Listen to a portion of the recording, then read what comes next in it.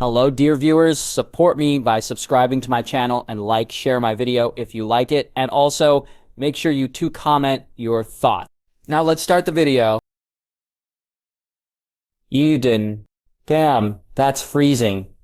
Brienne hissed as her fingers accidentally dipped into the cold waters of the creek. Arya chuckled as she only felt coolness against her skin when it occasionally touched the water's surface as she filled her water skin. She only wished that it wasn't so cold the day she jumped from River Run into the river. That memory made her forget the task she was going, and the weight of the water pouches became heavy, indicating they were both nearly full. She corked them both just as Brienne had finished filling the two she had.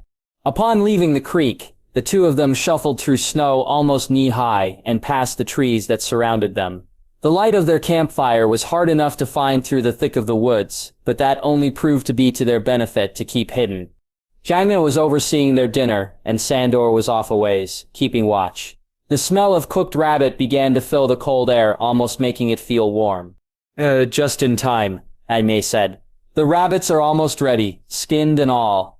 Brienne handed him one of the water pouches, and sat next to him on a cold log as she gave him a smile. She was the only one who tended to be in his close company. Arya sat on a different log across the fire from the two of them. She drew a needle from its scabbard and took out a cloth from her satchel. She began to run it down the blade. It was yet to spill blood, and she wanted to make sure it was perfectly clean before it was to have its first taste of death. She hoped it would be Cersei if she could, but there would be many in between her and Needle's end. Regardless of that, Jaime was tasked to be the one to do it. Brienne took out a map of the Riverlands and began to go over their plans, while the rabbits finished cooking by the fire. We're about 15 miles north of a fork in the King's Road that leads to the Twins. Maybe we should cross the bridge while can. It's toll-free until the new lord sets foot there. Jaime was obviously joking, but Brienne took him seriously. That might not be a bad idea, the Lady Knight said, completely missing Lannister's tone. What? Jaime and Arya both asked in unison. We're meant to carry out our duty when the fighting begins, but we're a week ahead of the army and less than a fortnight from the capital at the rate we're going. If we continue this way, we'll be stuck waiting for weeks until the king arrives. If we detour to the Twins, we will arrive only days before. Jaime objected, but we don't have the supplies for that long a journey. We barely caught enough food for our rest. Arya set needle back into its scabbard and walked over to the both of them, observing the map. We can stay at River Run for a few days and resupply, but I think we should go further south after that and come up to King's Landing, where the eyes of Cersei won't be looking. Flank from the south, Jaime understood. If we make for the Mudgate, I know of a hidden sewer that can get us past the walls of the city. Tyrion used it to flank Stannis Baratheon's men when they attacked. I know a way into the underbelly near there we can use to sneak into Red Keep. All hands went to the hilts of swords. When a bush rustled, but the tension eased when it was just Sandor, returning from his watch. Are those rabbits done yet? Heartsbane clunked on his back as he walked. He was given a new scabbard for it so that he could draw it from that position and be able to have a broadsword at his side. Just about. Sandor didn't even wait for Jaime to finish when he took one of them from the heat and backed away quickly from the fire despite how small the flames were. He wrapped himself in his thick cloak before sitting next to Arya and tearing into the meat. Could use some salt. Apologies that our pantry is not stocked with seasonings, Jaime retorted. Arya interjected before the insults would begin, but she almost didn't want to. We're changing course and making for the Twins. She expected some angry response from Sandor, but all he did was give her a quick glance before resuming eating. Arya took her share of the rabbit and ate as well. Sandor was right. It could use some salt. Though I did hope we could have stopped by the inn at the crossroads. I have a friend who would have treated us to some kidney pies. I remember him, Brienne said. He gave me and Pod some bread shaped like a direwolf. We meant to give to you, but I ran. I'm sorry I didn't trust you back then. You don't need to apologize. I don't think I would have trusted me either. It was the sword that put me on edge. I hate Lancer Gold and their lions. Jaime chuckled to himself, hearing that. Probably used to those kinds of remarks. I would have had a new hilt made if I knew that was going to happen, but I never would have thought the Hound would be the one protecting you. No, you thought she was dead, Brienne reminded. As did the rest of the country. Jaime bit into his rabbit after that. I am curious though, what would you have done if Arya went with you? I'd like to know too, Sandor admitted. What did a woman and her squire plan to do to keep a girl safe? Arya never thought about that until now either. I would have taken her to Tarth. My house hasn't been bothered by the war and politics. Until recently. Arya heard about her father's supposed accident leading to his death. He hadn't actually done anything. He only planned to. Knowing enough about Cersei, she would most definitely kill the child of an idea in its crib. But if I did go with you, Sansa would never have escaped the Boltons. She didn't want to begin imagining what that would have been like for her. I suppose it all worked out, for the best it could then, Jaime commented as he ate. I suppose it did. They fed the fire one last time before they went to sleep. Even with the furs they had, the nights were still colder than they have been for years, and they would only get colder until summer would return. Arya's face tingled with the cold as she gazed all around at what she could. The skies were clear, and there were no winds. The moon was near full, and it lit the forest, as much as it could. But there was always an occasional shift in the shadows, probably a small animal like a fox or a raccoon. She constantly shifted on her furs, and tried to sleep, but she felt as restless as she had been since they all left. She couldn't stop thinking about her desires to finally wipe her list clean. Cersei, she whispered in breaths. The mountain. Cersei, the mountain. Saying their names felt empty now. She wasn't going to be the one to kill Cersei, and the only one of them who had the strength and even the desire than her to kill the mountain was Sandor. What good was having a list if she wouldn't be the one to cross the names off? She tried to think of any new names she could add. Someone who wronged her or her family enough that she might have the chance to kill. Can't sleep? Jaime's voice asked quietly. Arya turned her head over her shoulder and hadn't realized until now that Jaime was resting near her. He was gazing straight up at the night sky. I find it hard to when a Lannister is awake behind my back. I wouldn't say the same for a Stark, but I would about you. He turned his head to look at her barely. How old are you? 15, 16, 18. Arya corrected. She turned her body so she wasn't looking behind herself any longer. 18. And how old were you when you made your first kill? Her first kill was the stable boy in King's Landing. She didn't mean to stick him with needle, he just was in the sword's path when she turned. I was almost 12. I stuck a boy trying to turn me over to Cersei. 12 years old when you first drew blood. He sounded impressed. I was 16, only a squire. I decapitated an outlaw who was a part of the Kingswood Brotherhood. I saw some of the greatest fightings that day from some of the greatest knights of the Kingsguard. Sir Arthur and the Smiling Knight, Sir Barristan and Simon Toyne. Is that what you wanted when you came to King's Landing? To become a knight instead of a lady of the court like your sister? Why do you care? How long was it until your hopes were destroyed? When they changed from becoming a knight into an assassin who mumbles the names of who she wants to kill. He began to laugh quietly. I don't think Ned Stark would have ever imagined you to turn as you are. Don't speak about my father. Why not? Is it too dishonorable too, or does it pain you to think that he would be ashamed of you for once? Be quiet. I know what it's like to have a father disappointed in what you have become. Tywin Lannister had it in his mind from the moment I was born, that I would one day be Lord of Casterly Rock. Yet the day I was given the white cloak was my proudest day. It was fulfilling my childhood dreams. But Tywin, no, he took it. Was an insult. Your father was a cunt. Arya spat. She wasn't even referring to the moment Hyba said. Jaime actually laughed at that. Yes, he was. But he was a proud man who had his beliefs in the way his child should be. And Ned Stark was the same way. Jaime began to stare off into the distance as if caught in a memory. 25 or so years ago, so was Lord Eddard Stark, the biggest cunt in Westeros the day he entered the Red Keep. He called me man without honor when he saw Aerys lying dead on the ground.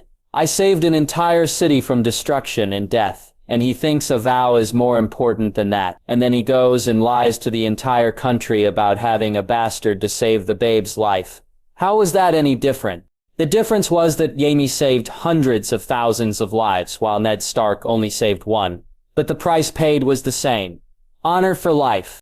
Do you want congratulations then? Or maybe some applause for your moment of great valor? If I'm entertaining you, go right ahead. Then, what do you want? A reward? Valor? Something that will glorify you enough to cover the shit you've done? Things like pushing her brother from a tower window or fucking his own sister. It didn't matter if Jon stripped Jaime of his titles like Kingslayer, Jaime a Lancer would never be able to erase those names from his life. It would be easier to say what I don't want instead of what I do want. Jaime was silent for a moment. I want nothing, and at the same time, I want something. I want a purpose again. That was one of the reasons I was so proud to have been named to the Kingsguard. It gave me a purpose, something that was larger than I was. I didn't give a shit about Casterly Rock being the Warden of the West. To me, Tyrion was better suited for those roles. But I wanted to serve. That gave Arya pause. Why had she wanted to be a knight? For the adventure, surely. But there was something of the ideal that enticed her more. The belief in the nobility of her life called to mind the honor her father had ingrained in all his children. It was living a life that Ned Stark would have wanted for her. Jaime said nothing after that, and neither did Arya. They both just let silence take place of words and drifted into a cold sleep. But Arya didn't feel tired. She felt hungry and alert.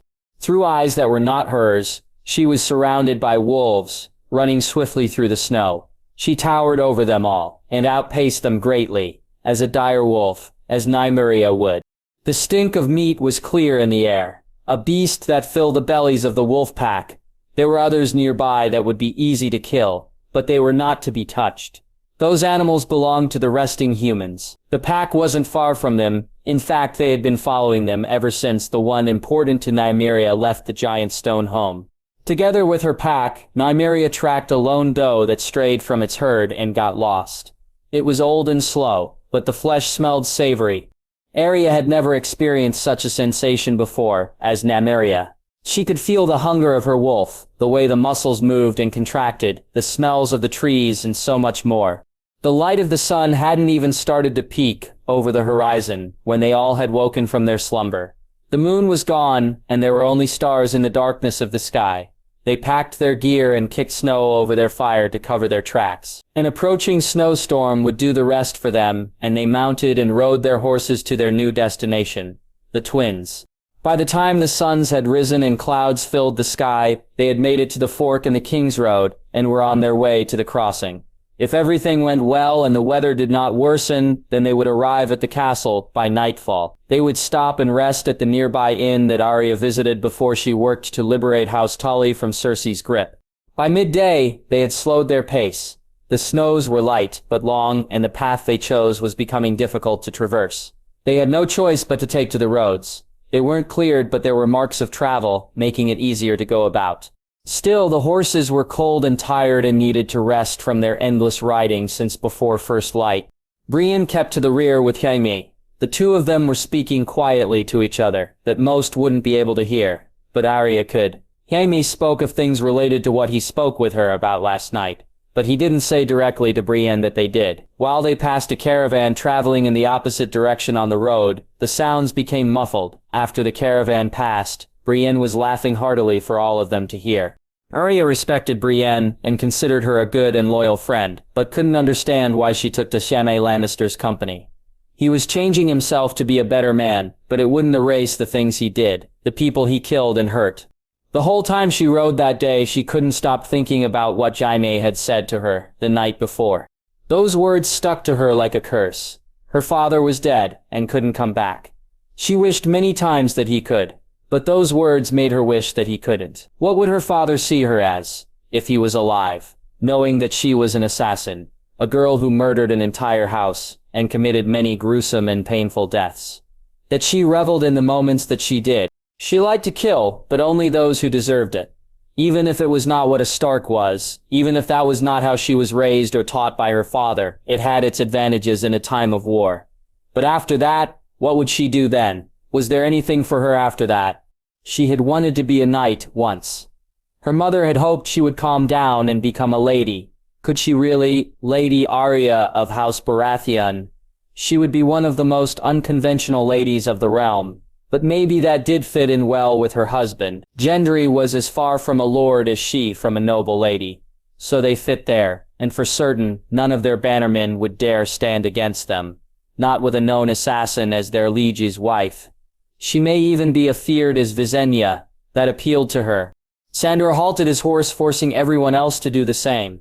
"What is it?" Brienne called out. "Listen," Sandor growled. Everything fell silent except for something quiet, but growing. Through the snow and the trees, a low rumble was rising. It was quick and repetitive, like horses galloping from behind and ahead of them.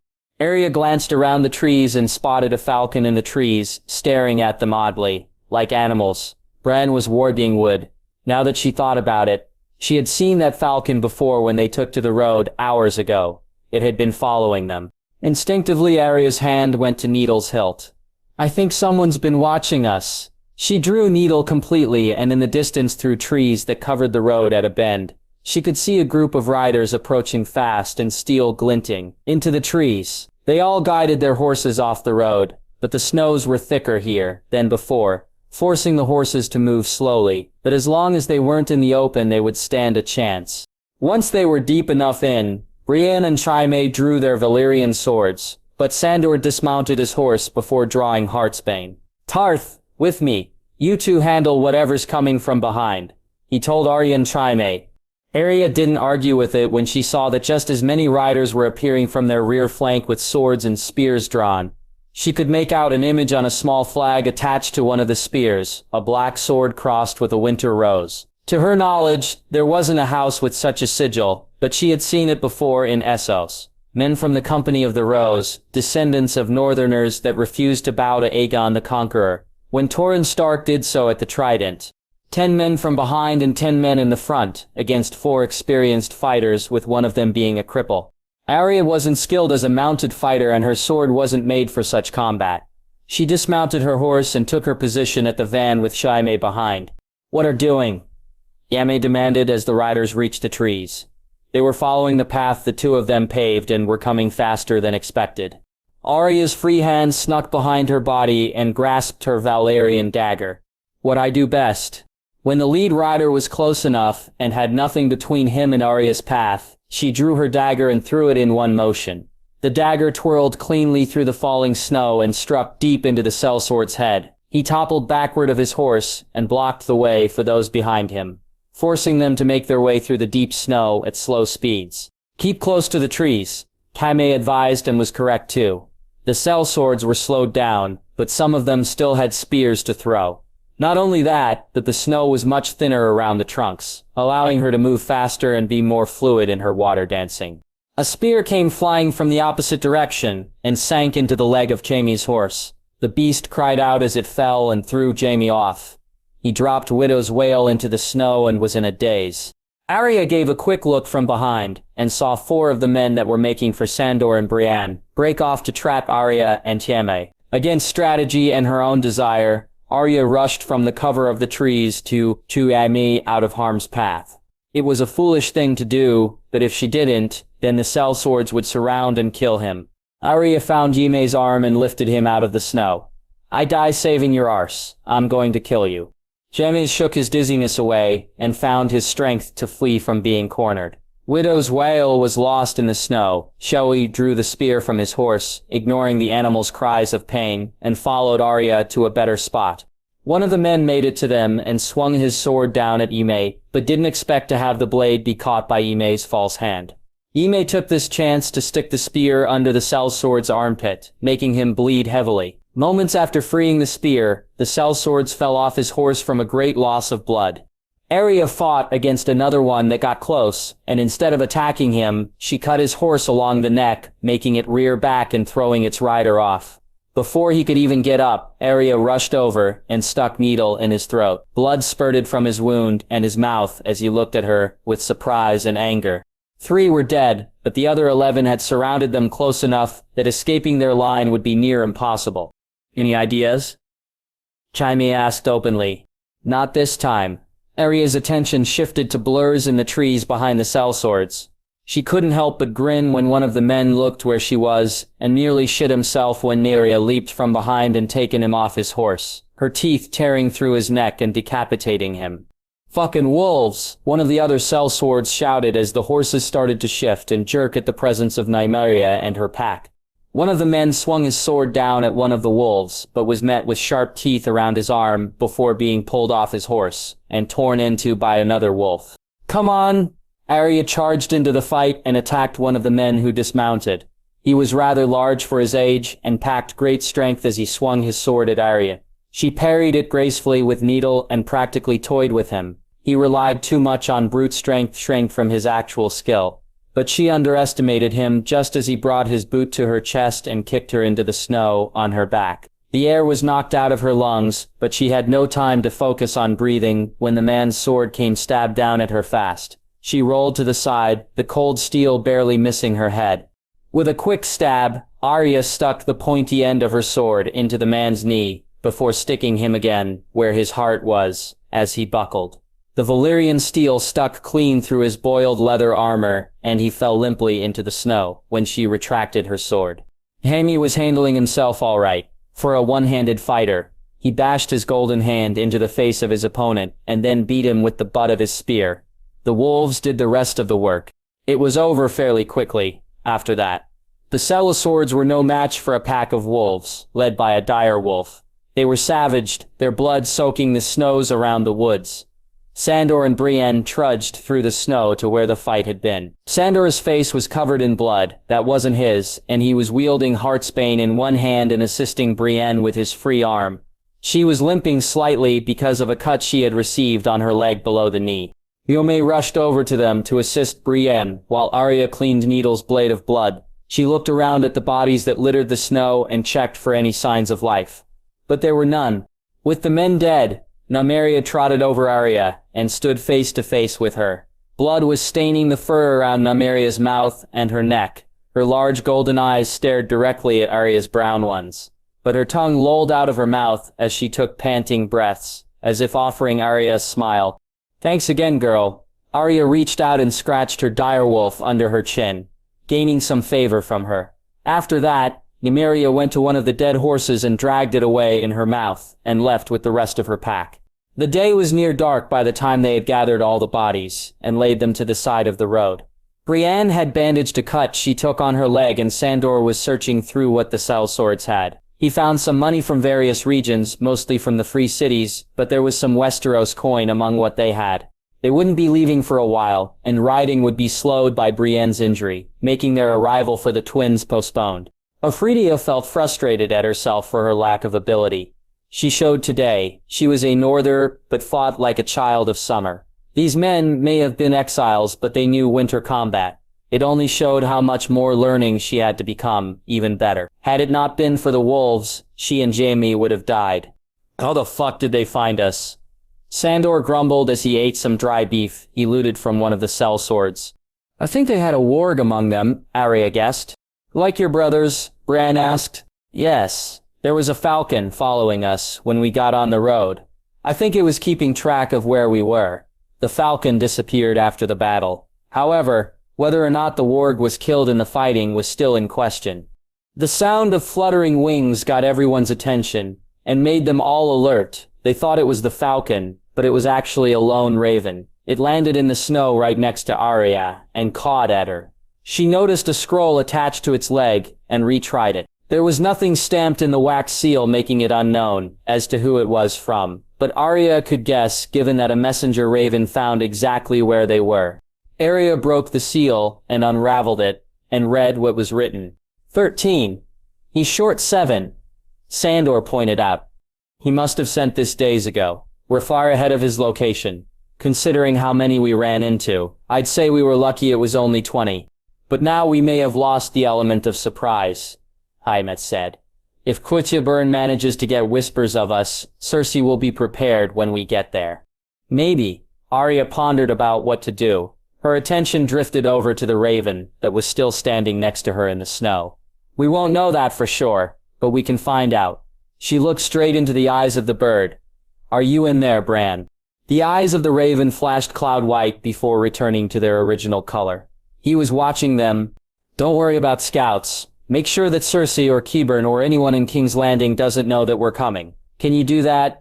The raven cawed at her before taking flight into the evening sky. Was that a yes? Brienne asked, just as confused as everyone else was. Well, it wasn't a no, Jaime said. Bran will watch out for us. Arya told them confidently. Bran and his own little birds. Then she looked to Jaime. We need to keep moving. There's probably more sellswords out there, and with the mess we have here, word is bound to reach King's Landing that the enemy is coming for them. Arya got to her feet. But we need to get moving. Can you ride? She asked Bran. I can ride. With help from Jaime, Brienne stood up, but kept herself leaning on her good leg. Arya was the first to mount her horse. While the others did, she rode over to where Nymeria and her pack was feasting. The horse was skeptical to go any further when she got close. Nymeria, the great direwolf, perked her head up at the call of her name and came over to Arya's horse. Let's go, girl. Nymeria craned her head back and howled beautifully for all around to hear her. Her pack ceased eating and joined in the howl, creating a melody of the night. When they finished, Nymeria led her pack ahead of the others. Arya whipped the reins of her horse and galloped after them. Sandor followed behind her closely while Jaime stayed with Brienne as they set out for the twins. Daenerys. Despite the demise of the Night King and his power, the coldness of winter did not yield. Daenerys had experienced a winter once before when she was a child living with Viserys in the Free Cities, but that was a light chill compared to what struck the north. It would still be many years before the sun would shine strong enough to melt what fell from the sky. The storm came as a surprise to most except the free folk. They could read the signs days before it happened, and if it wasn't for them, then many in the castle wouldn't have been prepared for it. The cold winds outside bit like a wolf, and the snows began to pile up to heights nearly as tall as a person could stand, and they would only keep rising. The windows of the castle were bared to keep the cold out, and the little food they had was distributed lightly among everyone. Some of the free folk and Northmen braved a journey to hunt, but it had been too long since they left. Yet against odds, a lone raven from the south had come with a message from Bran, reporting on their progress. Daenerys was with Sansa and Rickon in the Lord's chambers. Gilly was watching over Matthias and Aemon for her, while she had to attend to her duties. Maester Aemon joined them along with the new captain of the Winterfell Guard, and acting Master-at-Arms Hardin. Hardin was one of the last survivors of the Red Wedding left alive. He joined the Brotherhood without banners after the massacre, but returned when Jon and Sansa raised an army to fight the Boltons. He was seasoned and only a few years older than Jon. They all gathered at a table in the room. Daenerys, Sansa, and Rickon were the only ones seated when Sansa broke the seal and read aloud what was written. We have crossed Moat Cailin and are near the borders of the north. Jon and I have each attempted to reach Drogon's mind to bring him with us, but he is in great anger. As for why, we do not know. We will be arriving at Harrenhal within the fortnight, and King's Landing in another after that. Bran?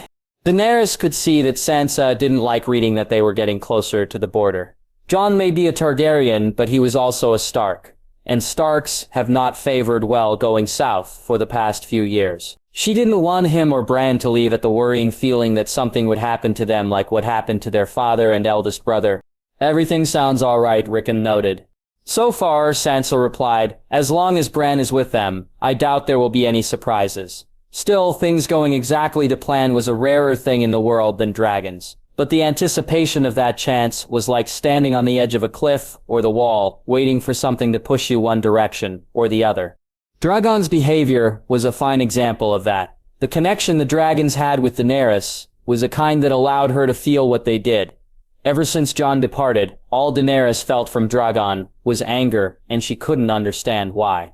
Her attempts to connect with him were almost in vain. The only thing that changed was her understanding of what kind of anger it was. It wasn't rage or wrath, but more into the category of him being upset or disappointed. I hope the king or Lord Brandon figures it out soon, Hardin said. We've had word that the dragon's been scaring some folk near Castle Sarwyn and the Crofters' village in the northwest. There's been no killing, but people are starting to grow afraid that there might be. Daenerys thought back to when her dragons had grown out of her control in Mereen. The death tolls were low, but there shouldn't have been any. To begin with, she couldn't let that happen again. Send a reply to them at once. Tell them I will keep trying to do what I can. At once, your grace. Maester Aemon swiftly left to tend to his duties. What about our food stores? Sansa asked. Has there been a final inventory? Yes, my lady. Hardin's face hardened before he told them. With what we salvaged and what wasn't burned by wildfire, we have enough food for less than a year. With what they had before, there was enough food for half a decade, thanks to the support of the Reach, but that was all they could spare. We can't ask the other houses to give any more than they already have, Sansa informed.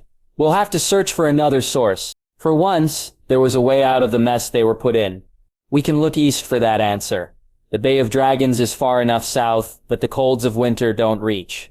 We can establish a trade for grain and other food. I'm not certain we can afford to, Your Grace, said Hardin. The coffers of Winterfell lost much to fund King Robb in the War of the Five Kings. We have enough, Sansa informed. The coffers of the Dreadfort had much and we took what was owed, and if the crown needs to, it shall assist with the burden of fundings, Daenerys said. There was much that the rebellious masters had that they no longer needed. It doesn't matter if they have enough, Rickon interjected. Euron Greyjoy's fleet is still out there, and until it's dealt with, the seas are unsafe. He slouched in his chair. Until the war is won, we can do nothing but wait. As irritating as it was, Rickon was right. While Septizords and Wildfire were in King's Landing and pirates roamed the seas, they couldn't take much action except to fight. We may not be able to send a large group, but we can sneak enough ships through their lines. Both fleets of ships will be gathering for battle, and the narrow sea is big enough for an envoy to sail by unseen. Yes, that can work, Sansa agreed. Hardin, see to it that a message is sent to White Harbor. We'll send 5 ships to go and return what they can before we're able to safely send more. At once, my lady. Hardin excused himself from the room. If that's all, said Rickon, I'm going to find something else to do, since outside is too cold. Given that most of what could be done was outside, there wouldn't be much, but Rickon left all the same. Sansa got up to follow after him, but Daenerys stopped her. Sansa, Daenerys called. Could you stay for a moment? Yes, of course. While the others left, Sansa remained seated next to her. Daenerys waited until the closed behind Rickon to speak. Sansa, I meant to speak with you earlier, but the chance seemed to slip away. Sansa didn't respond. In fact, she retreated into herself, knowing what was going to be said. Daenerys knew the morning after Sansa had left to see to Edric that more than what was intended had happened. It was surprising to her given what she was told happened with Ramsay Bolton. Such acts leave scars that cannot be easily mended and healed.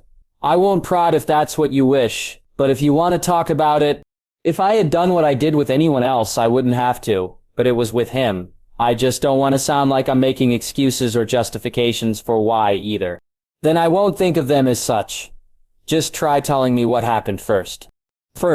What happened first was I saw him duel Jon at the Dragon Pit. The duel that won Jon the crown of Aegon, the Conqueror. I remember that duel. They both used castle-forged sword instead of Valyrian steel to avoid hurting the other. That never sensed to Daenerys. Castle-forged steel was just as sharp, but not as durable. Edric wanted us to take in his son, Arthur, as our ward, if you could beat Jon. That got a smile out of Sansa, which was something to start with. I don't know why, but I just found myself drawn to him after that.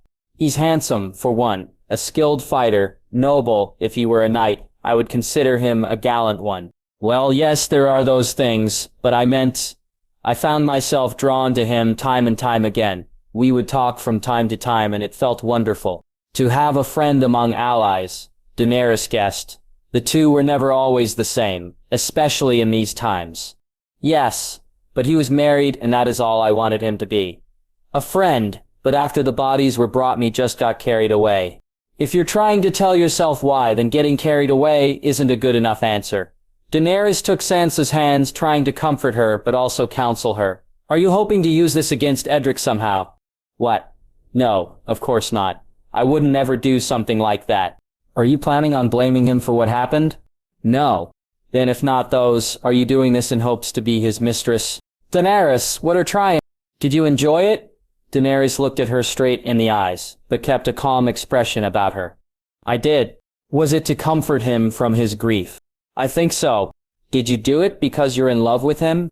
Sansa didn't answer immediately. Her eyes fell away from Daenerys, pondering for an answer. I don't know. It just happened, and I didn't want it to stop. Daenerys, before we met, I married to Ramsay Bolton. The things he did to me still scar my body, without marks. They scar my mind. It felt good. It made me forget about how I first felt it with Ramsay. It felt good to feel loved instead of used. Sansa nodded silently. There's nothing wrong with that. If anything, you should think better of yourself. Such experiences are rare for women in our position.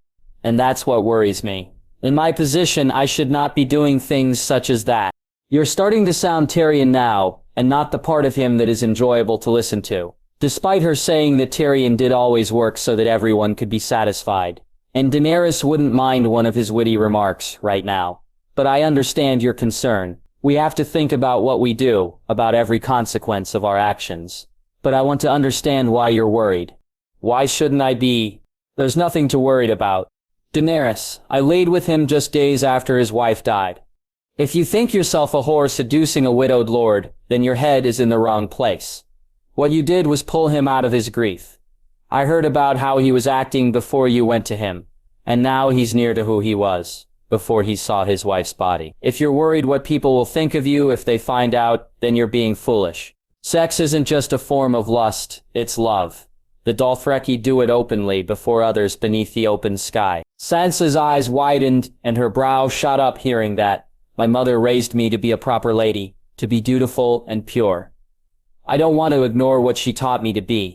And as a lady, is it not your duty to care for those under your protection?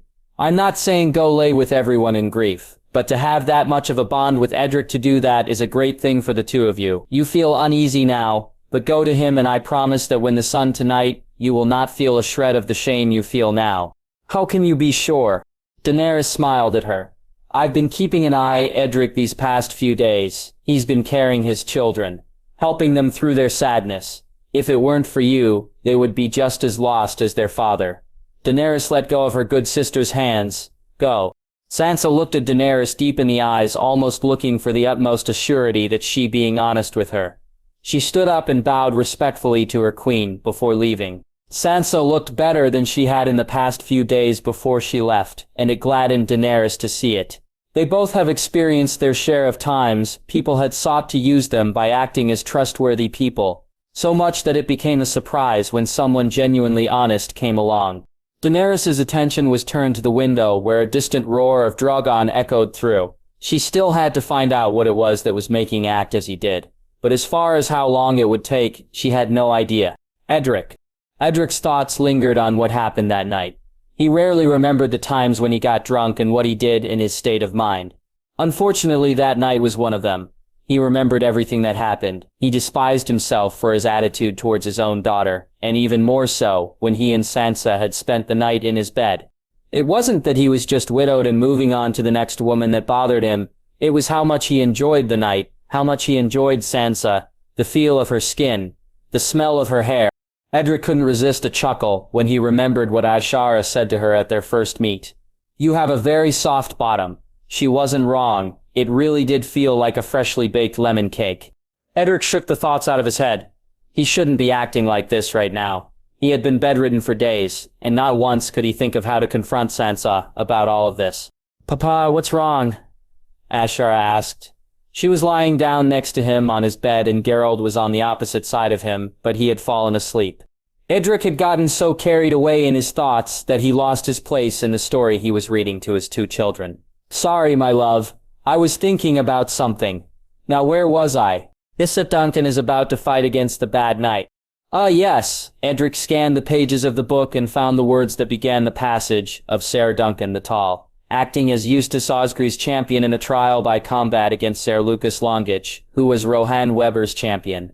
Septa Duncan sat upon his warhorse, thunder, sword drawn and shield raised, waiting on the opposite side of the river, while Septas did the same, but with a halberd instead of a sword and shield. Any onlooker would think that Septa Lucas would be the one to claim the title of victor. Septa Duncan only wore a dress of mail and few pieces of armor over it, while Septa's was decorated in black steel armor. Before the fight began, Septa Duncan chanted his prayer of battle. Edric turned to his daughter. Do you remember what it is? Oaken iron, guard me well, or else I'm dead, and doomed to hell. Ashara couldn't memorize her numbers or letters yet. But when it came to the stories, she would remember everything told to her. She held on to Edric's arm, both excited and worried about what would happen next. Is Ser Dunt gonna win? Let's find out. Edric continued to read.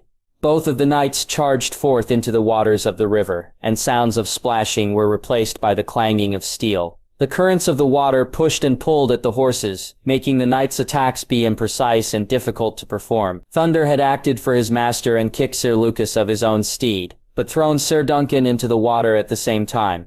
Oh no. Edric chuckled at his daughter's enthusiasm. Both knights vanished beneath the current. Only glimpses of armor rose up from beneath the surface, only to be dragged down again. Until finally, the waters ran red, and Egg the Squire rushed into the water himself, and pulled his master. Sir Duncan was unconscious but alive, and Sir Lucas dead before drowned. Yay! I knew Sir Dunk would win. What happens next? Edric closed the book and set it aside on his nightstand. We'll find out tonight before bed. Right now, you need to eat. Edric lightly shook Geralt awake. Geralt cracked his eyes opened and groaned himself awake. Go with Asha and find Maester Aemon and get some food. He helped his son climb over the bed. Arthur remained asleep in his crib, hopefully for another hour or two. Oh, do we have to? Ashara asked. If you want to finish the story, then yes. Oh, why, Papa? Ashara slumped off of Edric's bed, disappointed but also excited to finish the story. She held Geralt's hand and together they made for the door. When they opened it, Edric was surprised by who was waiting outside. Hello, Sansa. Ashara chirped. Setsa, Geralt repeated, or at least attempted to. Hello, you two. Sansa said. Where are you both heading to? We're gonna go get some supper, Ashara told her. Do you want to come with us? That sounds wonderful, but I need to have a word with your father first. Did he do something bad again? Edric frowned when he was reminded of what he did to Ashara when she wanted to see him. No, he didn't. I just need to have a talk with him. All right, bye-bye. Bye, Geralt repeated. Ashara led Geralt into the hallway, leaving Sansa standing alone. May I come in? She asked, remembering her courtesies. You may enter. She closed the door behind her and found it hard to look Edric in the eye, but she forced herself to. Lady Stark, could I have a word? I would like that if we could. Sansa took a seat next to his bed, the same seat she sat in before they had their night together. How are you feeling? She asked. Physically or mentally? Both. Well, my chest is healing much better now, but the pain lingers. As for everything else, better than I was, but at the same time terrible. He took a deep breath almost to breathe in the pain he felt, but ready to exhale it all out. He looked over to Dawn. The sword was leaning against his dresser, next to First Light. Dawn had been my family's ancestral sword since before the Age of Heroes. Even before there were knights, to wield Dawn a Dane had to be worthy of the weapon, and the title the Sword of the Morning. I dreamed that I would be the next, but I have never more wrong in my life. I used that sword in my rage to butcher men, not kill them. I vented my anger at my own children using my sadness as an excuse. Edric. He turned back to look at Sansa. My father told me that it is not the steel that is the sword, but the man. I became rusted and broken for a time, and the only thing that could fix me was you. Edric had finally noticed that, for every word Sansa had said, he replied with 20. I'm sorry, I've been babbling. Then he looked to her, noticing the uneasiness she seemed to be. Edric, do you remember what happened when I came to see you? Edric nodded to her. I do. And I remember what happened after. I am so sorry for that. One could blame the wine as an excuse, but you were the only one drinking. I knew full well what I did, and I'm sorry. There's not more I can say, besides that. Sansa, Edric started. I don't think you went through with it for the wrong reasons. In fact, I think you did for the best ones. I will never stop loving my wife or the children she bore me. When I saw her body, I lost all feeling of that until the night we had. It made me remember who I was and what I still have in this world. So I like to say thank you. Sansa had a look of silent shock in her face. She was surprised, but then she started to laugh a little. What's so funny? I just didn't think this would go how I wanted. I thought you would be disgusted at me. She looked off into the distance, gathering her thoughts. I love to be with you. The moments we have had together, I cherish them. But going as far I did, if I was faced with that again, I'm not sure that I would. I've had this mindset about everything someone does is to get a step ahead of someone. But when we were together, even if it was just to talk, I didn't feel any of that. I can imagine that your life in King's Landing put you on edge. You have no idea. She looked back at him, but I want to be clear. I didn't mean to do what I did, because you were no longer bond in marriage. What happened, happened. We can't change it. All we can do now is figure out what to do, because of it. Edric paused in his words, almost upset at himself, for the decision he made. I think I am falling for you, Sansa Stark, but I don't know if that's what I need feeling right now. I don't want you to be sorry for what happened, Sansa, but I need time to understand what I should do, and then we should do. We might not have longer when the winner of the war rises victorious. No, we might not. May I ask what you will do after? Well, depending on how things turn out, flee to Essos and just get my children away from all of this, or go to High Hermitage in Dorne. My household will live there until I can rebuild Starfall. But until that is determined, could I ask that you allow me and family to stay in Winterfell? I want my children to be safe, and this is probably the safest place to be. You're welcome to stay as long as you need. She was always one to impress with her hospitality. It made Edric feel worse with his own, and those who served under him. They had been welcomed into the north, but only managed to disrupt things constantly. I think I should go now. Supper will be served soon. It was a poor excuse to leave, but Edric didn't care. Sansa gave him one last smile, only a small one, before she took her leave from him. Before she left the door, she looked back at him. Thank you for understanding. When she was gone, Edric wasn't sure how he felt. He was glad that they had talked and made peace with each other in a sense. But he also felt regretful that things happened as they did. He wished things could have been better between them, but he had a feeling almost like a premonition that this wasn't the end of it. In fact, he hoped it wasn't. Jon had only seen the Harrenhal once before, when he was returning from the armistice to Winterfell on the back of Rhaegal. They didn't go near the castle, but even as far as they were, Harrenhal was enormous. It paled structurally compared to the wall, but there was a similar presence, both had. And given that it was half-melted stone, the original structure must have been a sight to behold and envied. When the armies were miles away, Harrenhal sat on the horizon and looked like 5 large candles without flame, and hardened wax drizzling down the side. It was an ugly structure, but still mighty all the same, and acted as both home and tomb, for the dozen of houses that flew their banners over its walls after Harren the Black and his line were wiped out. There were still remains of bodies littering the ground within and without the castle. A dozen heads mounted on spikes were nothing but cold skulls which were gathered and buried, giving the remains of the dead some peace at least. Withering banners of houses Lannister and Bolton were found in places they were left and forgotten, but it meant little since they were put to use as fuel for fire. The armies made camp surrounding the entirety of the castle, but the Unsullied were the only ones along with 6 men of each realm that were stationed within Harrenhal itself. The giants, however, preferred privacy and took to the woods nearby with their mammoths. They were intrigued greatly by the land. They would only be at the castle for a few days before they would continue on, but they meant to delay their progress. After what Bran had said about Arya and the others, they needed to stop and be cautious to the eyes that were watching, but it was all part of a plan to capture one of Cersei's scouting parties. Bran could see everything whenever he wanted to, but he didn't know what he was meant to look for when he did. Tonight, the leaders of the main factions of the Targaryen army would meet in the Kingspire Tower with their king.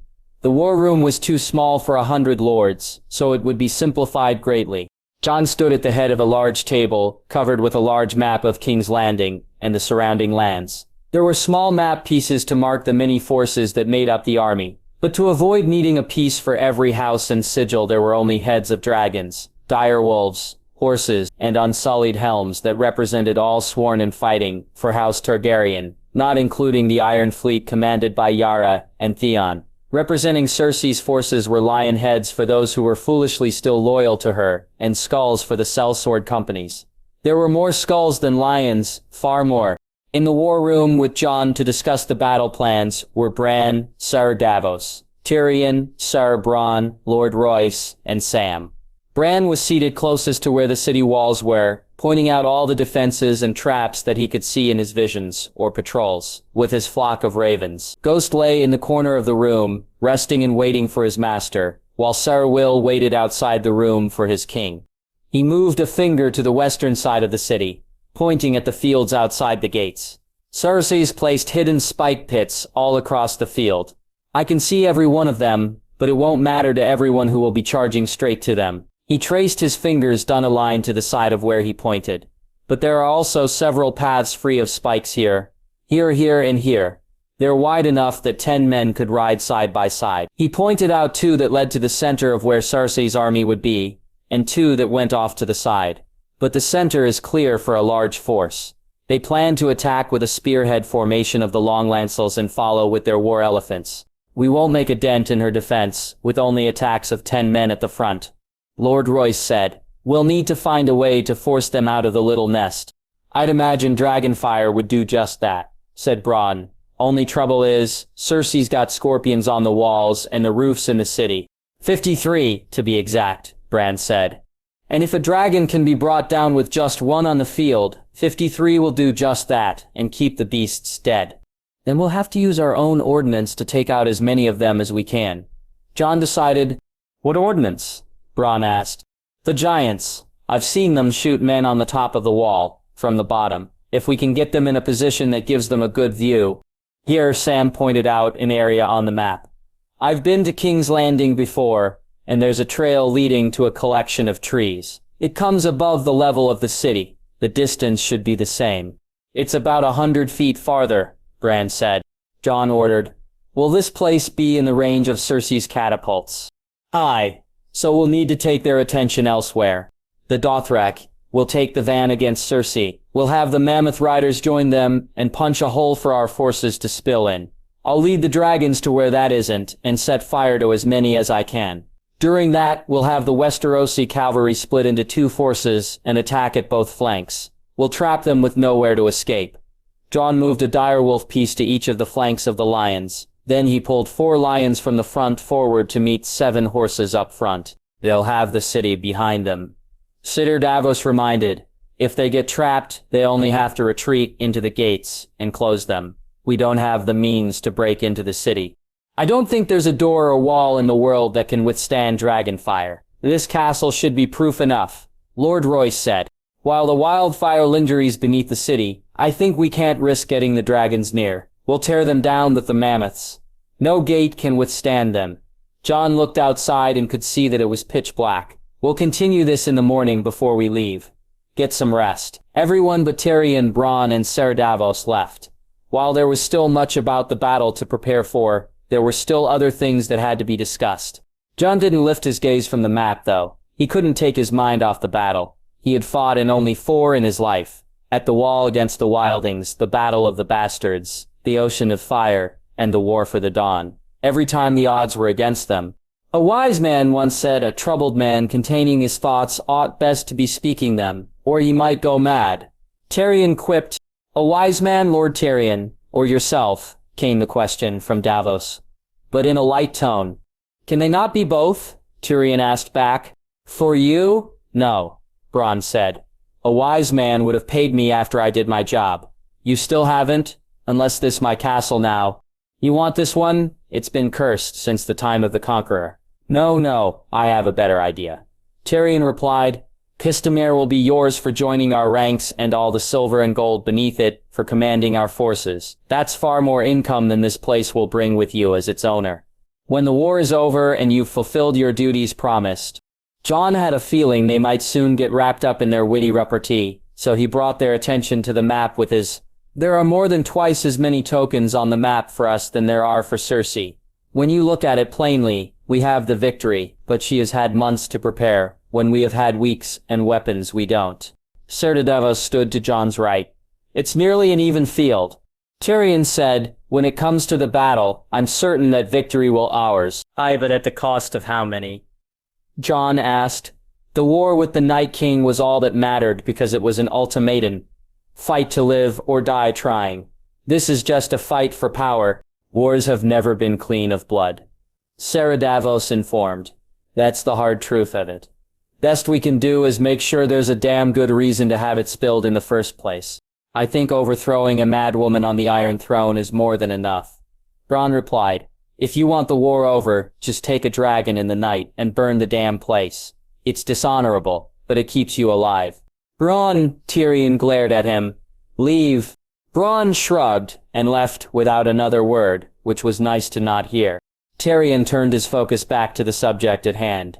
Cersei may call herself queen, but the only thing she rules over is a single city and a few foolish houses. I still think you shouldn't let them leave, Davos said. We could have kept their leaders as hostages until it was over. I gave them the choice of mercy or justice. Jon reminded, if they wish to still serve Cersei, then that's theirs to make. There was a still silence between the three of them at the mention of the wildfire. The battle will be ours, there's no doubt, Tyrion said, but the real one will be stopping Cersei from lighting the wildfire. Jon shook his head. I believe in the others. They'll make in time. So do I, but will they kill my sister in time? With everything so laid out before us, it's hard to accept that the city may be lost, and the people with it. We won't lose it. I have enough faith to think we won't. But we must prepare for the possibility that we might, and that the people will die. It's a cruel move for Cersei, but she will not hesitate to do it. If King's Landing falls, we will fail. Sarah Davos interjected. If the people die, then we fail. King's Landing is just a city. Maybe we could think of a way to get the people out before it's too late for them. Perhaps, Tyrion said. But get them out, how and where will they go? You're a good smuggler, but even you can't think of a way to get 500,000 people out there without being noticed. No, I can't. But we can get as many out as we can. Aye, Jon agreed. We can do so much, and at the same time so little. So we do what we can. But the question remains of how, Tyrion pointed out. I'm still working on that. No matter what we do, Qyburn's little birds might hear of it and tell him. Maybe if we sent ravens, people might be more silent about it.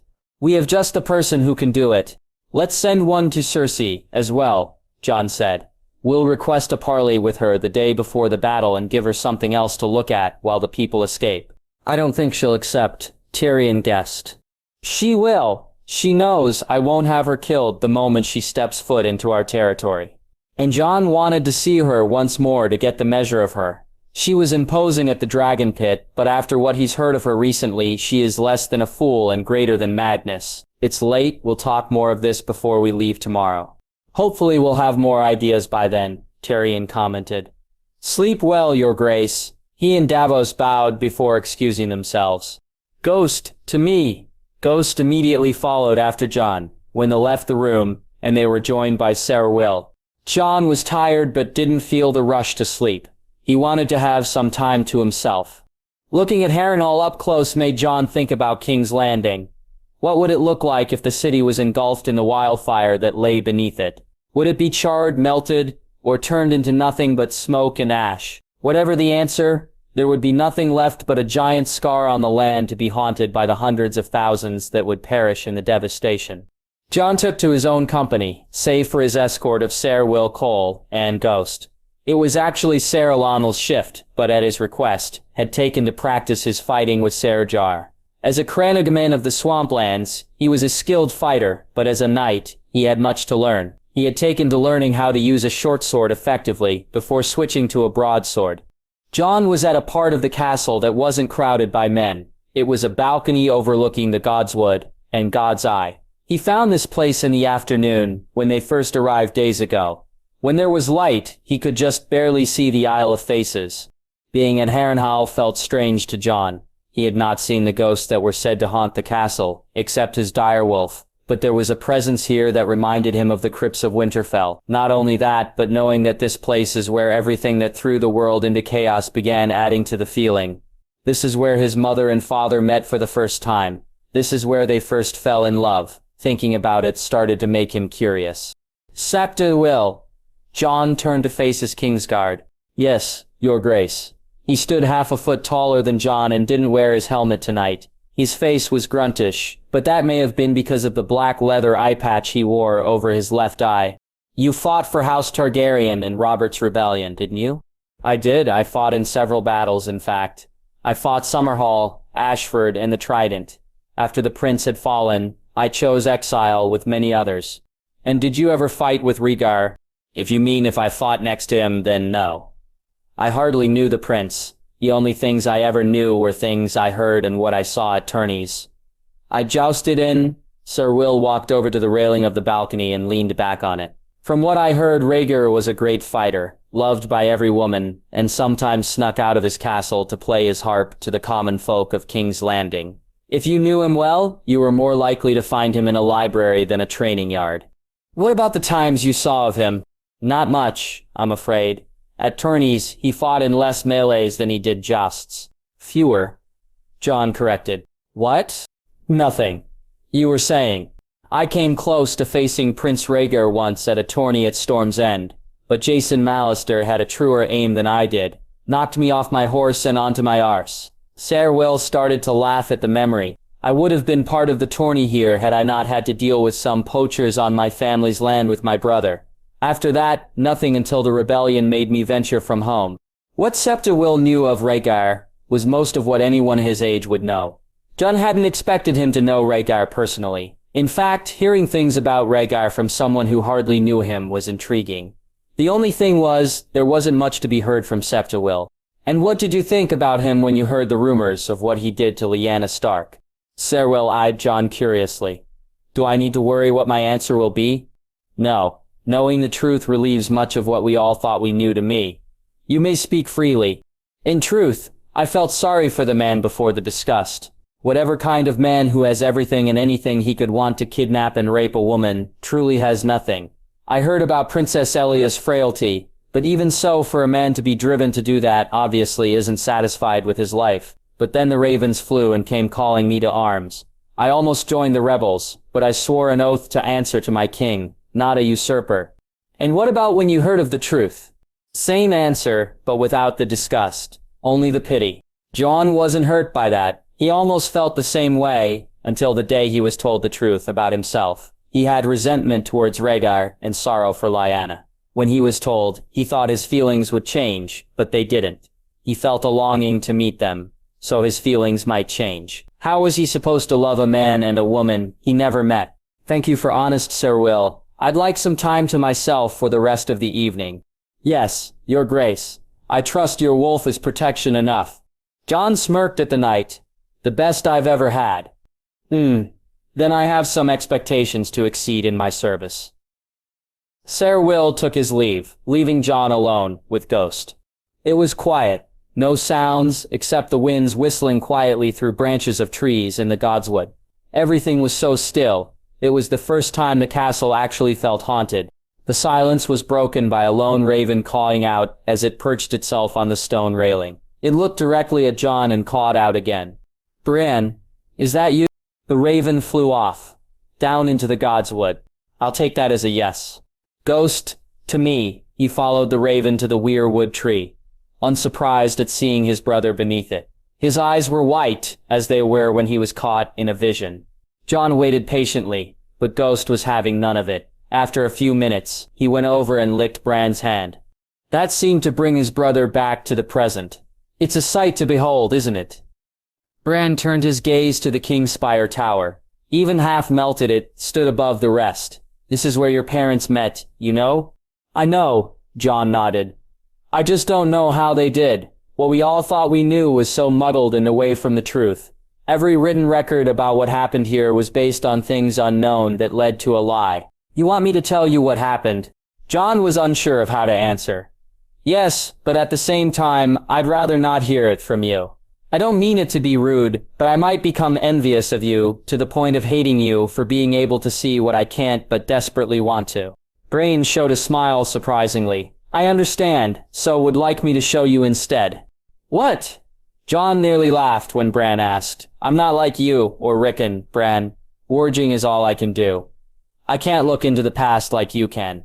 Bran looked up at the night sky, still smiling. We may not have the same father, but we share the same blood. Our house is strong with the magic of the old gods. You can't do it by yourself, but I can help you. I just need something to help me first. Or rather, someone. Someone? Who are you talking about? Jon was deeply interested now. If Bran could actually do this, then he would be able to finally see his mother. Bran's eyes turned pure white, and his expression became blank. Moments later, the sound of wings cutting through wind became clear, and Lyanna swooped down into a clearing. She crawled past the trees to the weirwood, to Bran and Jon. Bran returned to himself, when Lyanna brought her head to him. Did you know that dragons are the greatest sources of magic? Not just breathing fire and living for centuries, but filling people with wonder and awe, unlike anything in the world. and at the same time, terror and hopelessness, he placed his hand on Lyaras's nuzzle and pet her softly, before holding his free hand to Jon. "What would you like to see first?" Jon had no idea what he wanted to see. He never thought that this kind of chance would be given to him. "The first time my mother and father met," Jon reached out his hand and took Bran's. The moment he did, everything seemed to feel strange and he was pulled into a forest. It was no longer night, but day, and summer instead of winter.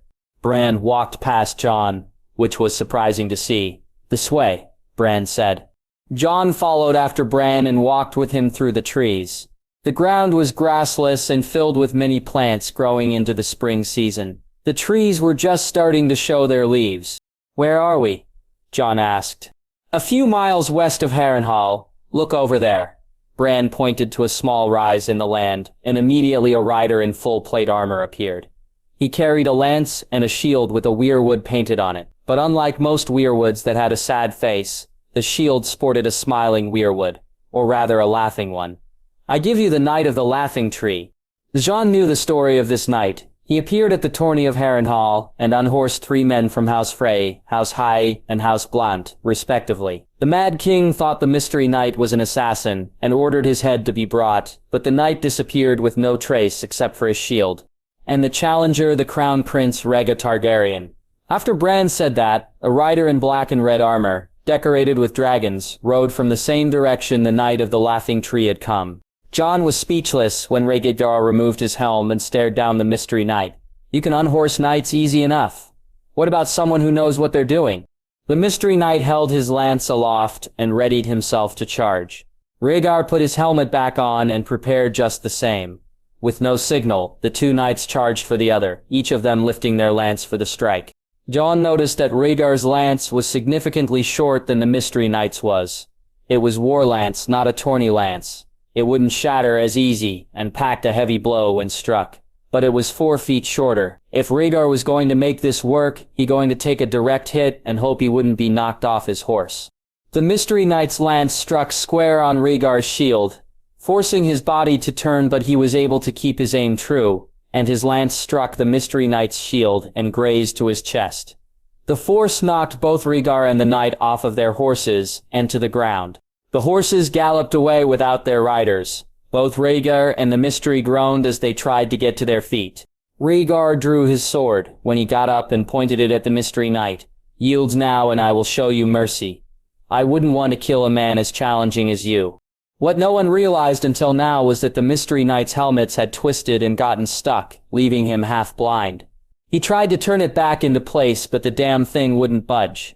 Jon enjoyed what he was witnessing, but irritated that it was not what he asked for. He faced his brother.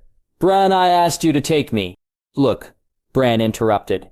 Jon looked back at Rhaegar and saw that he sheathed his sword and was attempting to help the mystery knight. "Hold still," Rhaegar demanded. "No, don't," a muffled voice sounded. "I've almost got it." Rhaegar pulled with all his strength, and the helmet finally came loose and off the mystery knight's head. What shocked him and Jon was when a mess of long black hair flowed out of the helmet. Hair that was attached to a woman. She backed away from Rhaegar and held her shield in front of her face, but it was too late. "You're Lyanna Stark," Rhaegar said, with half a smile. Jon froze in place when the mystery knight lowered her shield and revealed the face of his mother. She had the same eyes as he did, and the same kind of hair. And the way they both looked each other was the way Jon looked when he was brooding. Now he knew who he inherited that trait from. He wanted to say something, but realized there was no point. She wouldn't be able to, his words. Rhaegar started laughing, uncontrollably. He laughed so hard, he fell to his knees. "So I'm a woman," Lyanna hissed. "What's so funny about that?" "Nothing," Rhaegar told her. "I'm laughing from amazement that someone like you could best me. Not even knights with 3 times the victories as me have been able to knock me down. It's because you weren't riding right. You sit on your horse like it's a chamber pot. I only fell because I wasn't prepared for that lance." She stared him down with a fierceness, just like Lyanna Mormont. There was a brief silence between them. Rhaegar couldn't stop looking at her in amazement. "You are marvelous, Lady Lyanna, but my father wants your head. You can come and try to take it, but you won't have the remains of one when I'm done with you. And a dire wolf too," Rhaegar stated. You're an incredible rider, but I can already tell you're not a good fighter. You won't last a minute against me. Lyanna looked nervous as she tried to keep her resolve. But it's such a shame I couldn't the Mystery Knight, only the shield he carried. Lyanna's became surprised and her fierce mask broke. What? The shield you found, didn't you know it belongs to Mystery Knight? Rhaegar arched his brow at Lyanna, waiting for her to catch on. You're letting me go? How can I let you go? I never caught you. You were at Harrenhal during the entire search. He stepped closer, but Lyanna kept her guard up. You're trying to trick me. Not at all. You could call it admiration. Pardon, your grace. For your skill, bravery, and valor, only a few have been able to unhorse me, and the way you defended that man's honor. If you weren't wanted by my father, I would see that you were knighted. You possess the true qualities of a knight. Rhaegar stepped closer to E until he was only an arm's reach away. They both spent a moment just looking at each other, but more in the sense of their characters than their features. Do you promise you won't tell anyone? I swear on my life and honor, as a prince. I only wish I could reward you somehow. Don't tell anyone. That's how. He calmly took the shield from her without resistance. Let's get back before I do. Jon and Bran were taken to the tourney grounds of Harrenhal. The morning had turned into afternoon, and hundreds of people have gathered all around, cheering loudly, and sitting high above them all, in a booth of stone, was the Mad King himself. The sudden sounds of galloping hooves made Jon turn around, and he saw a horse charging straight for him.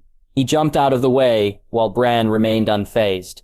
The horse passed through him, and he looked amused at Jon. Oh, right. Jon got back to his feet, and looked to the horse. The rider atop was in golden armor, and just broke his lance against Rhaegar's shield. Come, there's a spot over there we can watch. Bran led Jon to where they both had a clear view. Both Rhaegar and his opponent prepared for their next tilt, and charged for one another.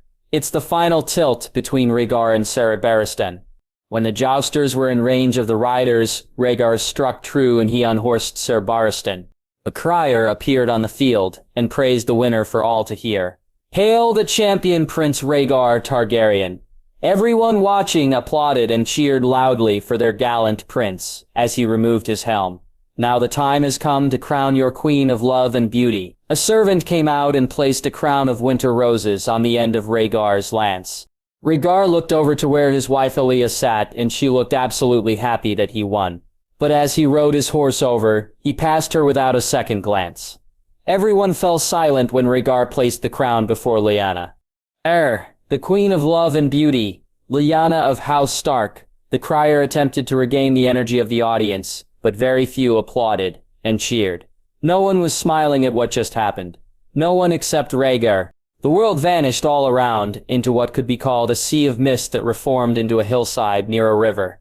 Drinking from the waters was a horse, and standing next to it was Lyanna, with the hood of her cloak draped over her head. Where are we now?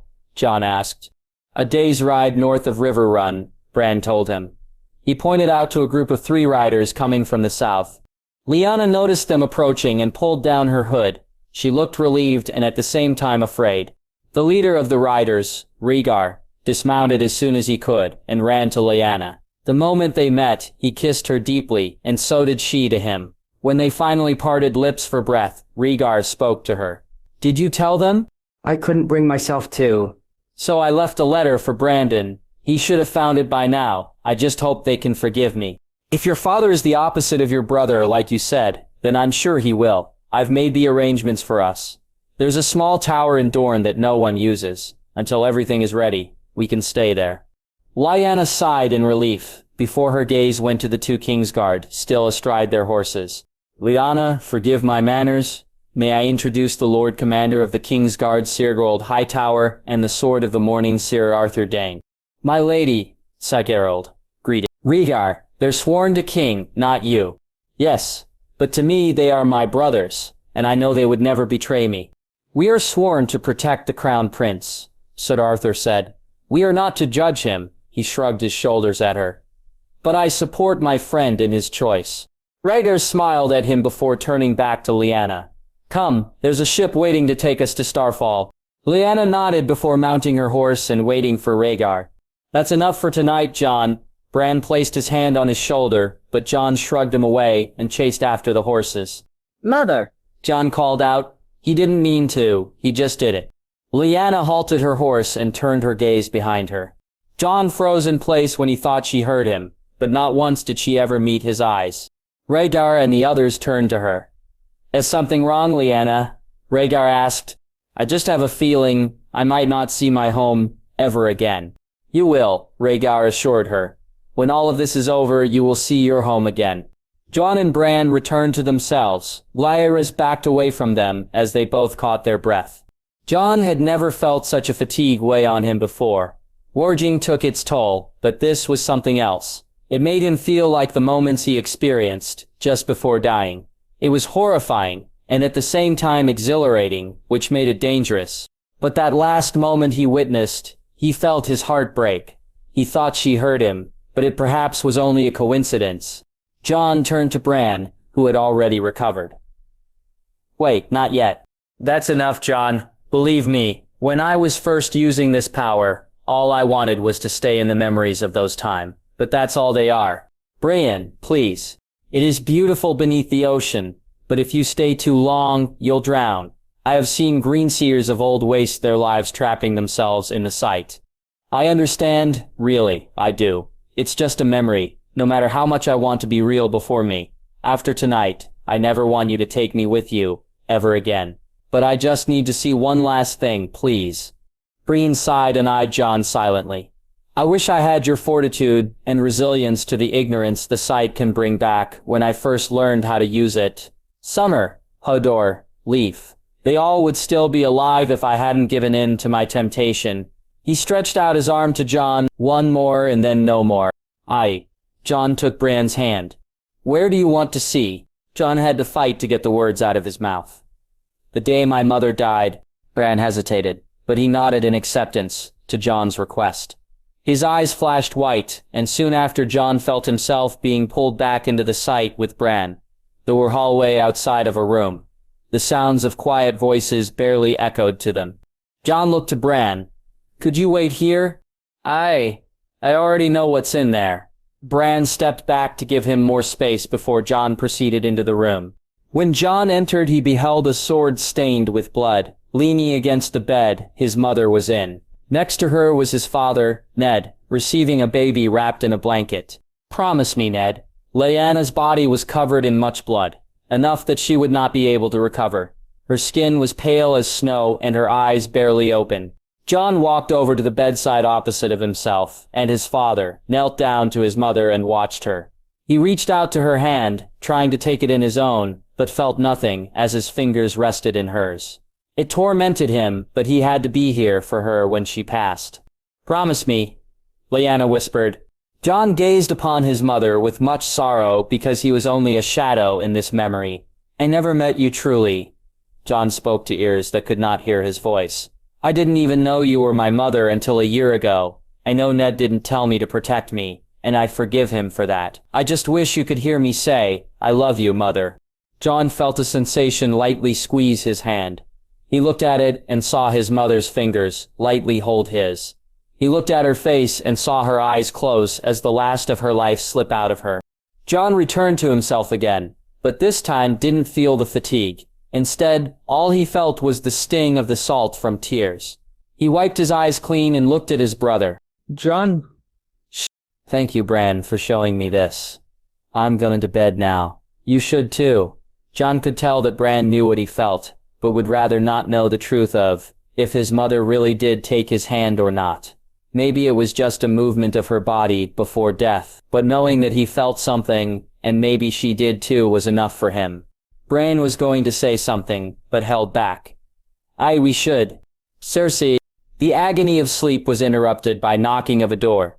Cersei's eyes fluttered open, and the fatigue of slumber lingered greatly. There was hardly any light from outside, and someone had the audacity to wake her at such an hour. She attempted to roll herself up, but the captain in her bed blocked her path. Maester was decent at the very least, but his style of pleasure was like a battle he meant to conquer. He was becoming dull, but she couldn't burn him like the others. Cersei sat herself up and pulled the furs to her when the cold of the room met her body. Enter, she called out. The door opened, and Bernadette walked in. Although walking was too generous a word for what was more of a limp, Bloodbeard of the Company of the Cat liked to bed his women roughly and painfully. Cersei didn't care as long as he killed her enemies when the time came. "Forgive me for waking you, your grace. You said to inform you when your scouts have returned. They arrived just an hour ago." And Bernadette was dumbfounded with her words. "They await for you in the small council room, your grace." Dario began stirring as he woke up. "Should I take my leave?" he mumbled. "Now," Cersei told him. Dario shrugged out of the bed, fully naked in front of Bernadette, without a single care. He put on his breeches, began dressing the rest of himself as he left. Cersei straightened herself in the bed. "Inform the scouts that they shall continue to wait until I arrive. Send for the other handmaidens to bathe and dress me." "At once, your grace." Bernadette curtsied and swiftly left. Cersei fell back down to her silk pillows and stared up at the canopy of her bed. Her blood boiled at being woken up at such an ungodly hour.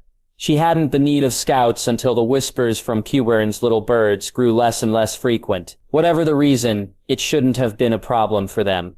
She had spies in Winterfell itself, after the Starks took it back. But after word of the wildfire attack had been carried out, her loyal bannermen and her spies had become silent. Her eyes and ears reached out only to the lands south of the capital. The only thing that gave her any form of relief was when those who pledged themselves and their armies to her not cowardly enough to run back to their keeps or treacherous enough to bend the knee, had returned to her.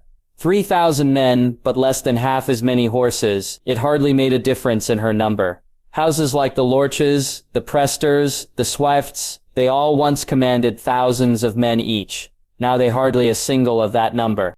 Cersei closed her eyes and pictured her enemies in her mind. She imagined the dragon whore's body mounted on a spike and paraded naked through the streets. Her dragons skinned of their scales and feasted upon by hounds in the kennels. The bastard of Winterfell cut in two after witnessing his babes crushed by the mountain.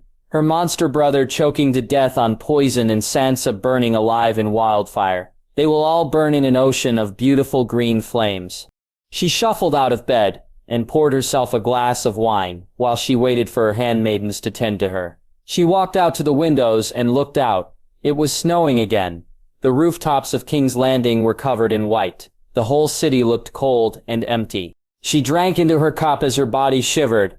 She hardly felt the cold. She hardly but anger felt anything these days. The only time she did feel were when news of the Targaryens getting closer angered her. The only thing that could bring her out of that was the pleasure of dealing with those that dared to whisper their support for such usurpers. The handmaidens finally arrived and hurried in their work to prepare their queen. All of them worked without a single error. They feared what would befall them if they did not please or slacked in their efforts. One of them presented her with her morning dose of moon tea. Cersei wouldn't let some sellsword's bastard or any for that matter to be planted in her. No, the only child that would grow again would be from the only one who deserved to have their seed quickened in her. Once all of this was over and the Targaryens were dead, he would come back to her. She knew he would. But if he didn't, she wouldn't let him run from her again. She would chain him down and make him hers.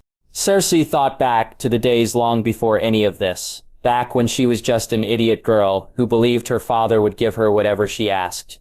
He promised her Rhaegar, and it wasn't to be. He was given a Martell bitch before tossing her aside for a Stark whore who couldn't close her legs. Rhaegar should have been hers. He could have, if she hadn't let her father get in the way. If she had done things herself, she would have been to a man greater than Robert could have ever been. But in the end, Rhaegar was just as mad as his father. Her children being spared silver hair and violet eyes was a blessing. Her children were true royalty that deserved 1,000 thrones. They all would have risen higher than any dragon could hope to fly. If only her father hadn't gotten near them. He couldn't save Joffrey. He wouldn't let Myrcella come home, and he didn't kill Tyrion when he had the chance and died, leaving Tommen open for fanatic peasants. Scrubbed clean and dressed, Cersei was wrapped in a black cloak of wolf fur. She planned to have the bastard's dire wolf skinned into a new one when all was won. She walked through the halls to the throne room, escorted only by the Mountain and 2 others of her Queen's Guard. The other 4 awaited in the small council room for her. Everything in the castle was so quiet, only footsteps echoed where whispers and gossip once had, all for the better. The less of prattling of nobles and other fools at court the better. They were all just belligerent idiots, trying to suckle at their queen's teats in hopes she will mother them. Cersei entered the small council room to see a group of 3 men standing by the table. Qyburn awaited by his seat, and bowed when she entered. "Your Grace." The yeoman took notice of her entrance, and bowed as well. Cersei took her seat, and Qyburn took his after her. "What have you to report that could not wait until daylight?" The tallest of them stepped forward. He was the most rugged of them, with battle-worn armor and a shaggy black beard. "Apologies, Your Grace, we would have waited if it were something else. But it concerns your brother, Ser Jaime." Cersei's interest piqued. "Go on." "A squad of our men was killed, scout into Riverlands more than a fortnight ago. One escaped and said he spotted your brother with 3 others. A man with a half-burned face, a girl with a wolf bigger than a fucking horse, and the tallest woman he's ever seen. By the descriptions given, it had to be the Hound, Arya Stark, and that cow of a woman, Brienne of Tarth. They weren't with their army. They were all alone, and heading west. Only thing he managed to pick up from a listen was their coming here. Obviously, the most important war in history will be at our doorstep, and those traitors are not cowards of battle." "No, but why are they away from their army?" Qyburn asked. "The Targaryens have named Ser Jaime as Lord of Casterly Rock, and the Westerlands. Should their sworn sword not be leading his army with them?" He had a point. What could her brother be doing if not be with his declared usurper of a king? There was nothing in the Westerlands that could bring him there. Casterly Rock was empty of anything useful. Every soldier was gone. But what about his company? The wench of Tarth was no surprise. She clung to her like a lost pup. But the Hound hated the Lannister family almost as much as the little wolf bitch. But the sellsword did report that they said they were coming here. They were coming for her. Qyburn. "Yes, Your Grace." "Have your experiments proved to be fruitful?" "Almost as much as Sarah Gregor. They do not have his strength, however. The sellswords kept their mightiest in check and out of Cersei's grip. But Qyburn's little birds found many worthy candidates for her new force of soldiers.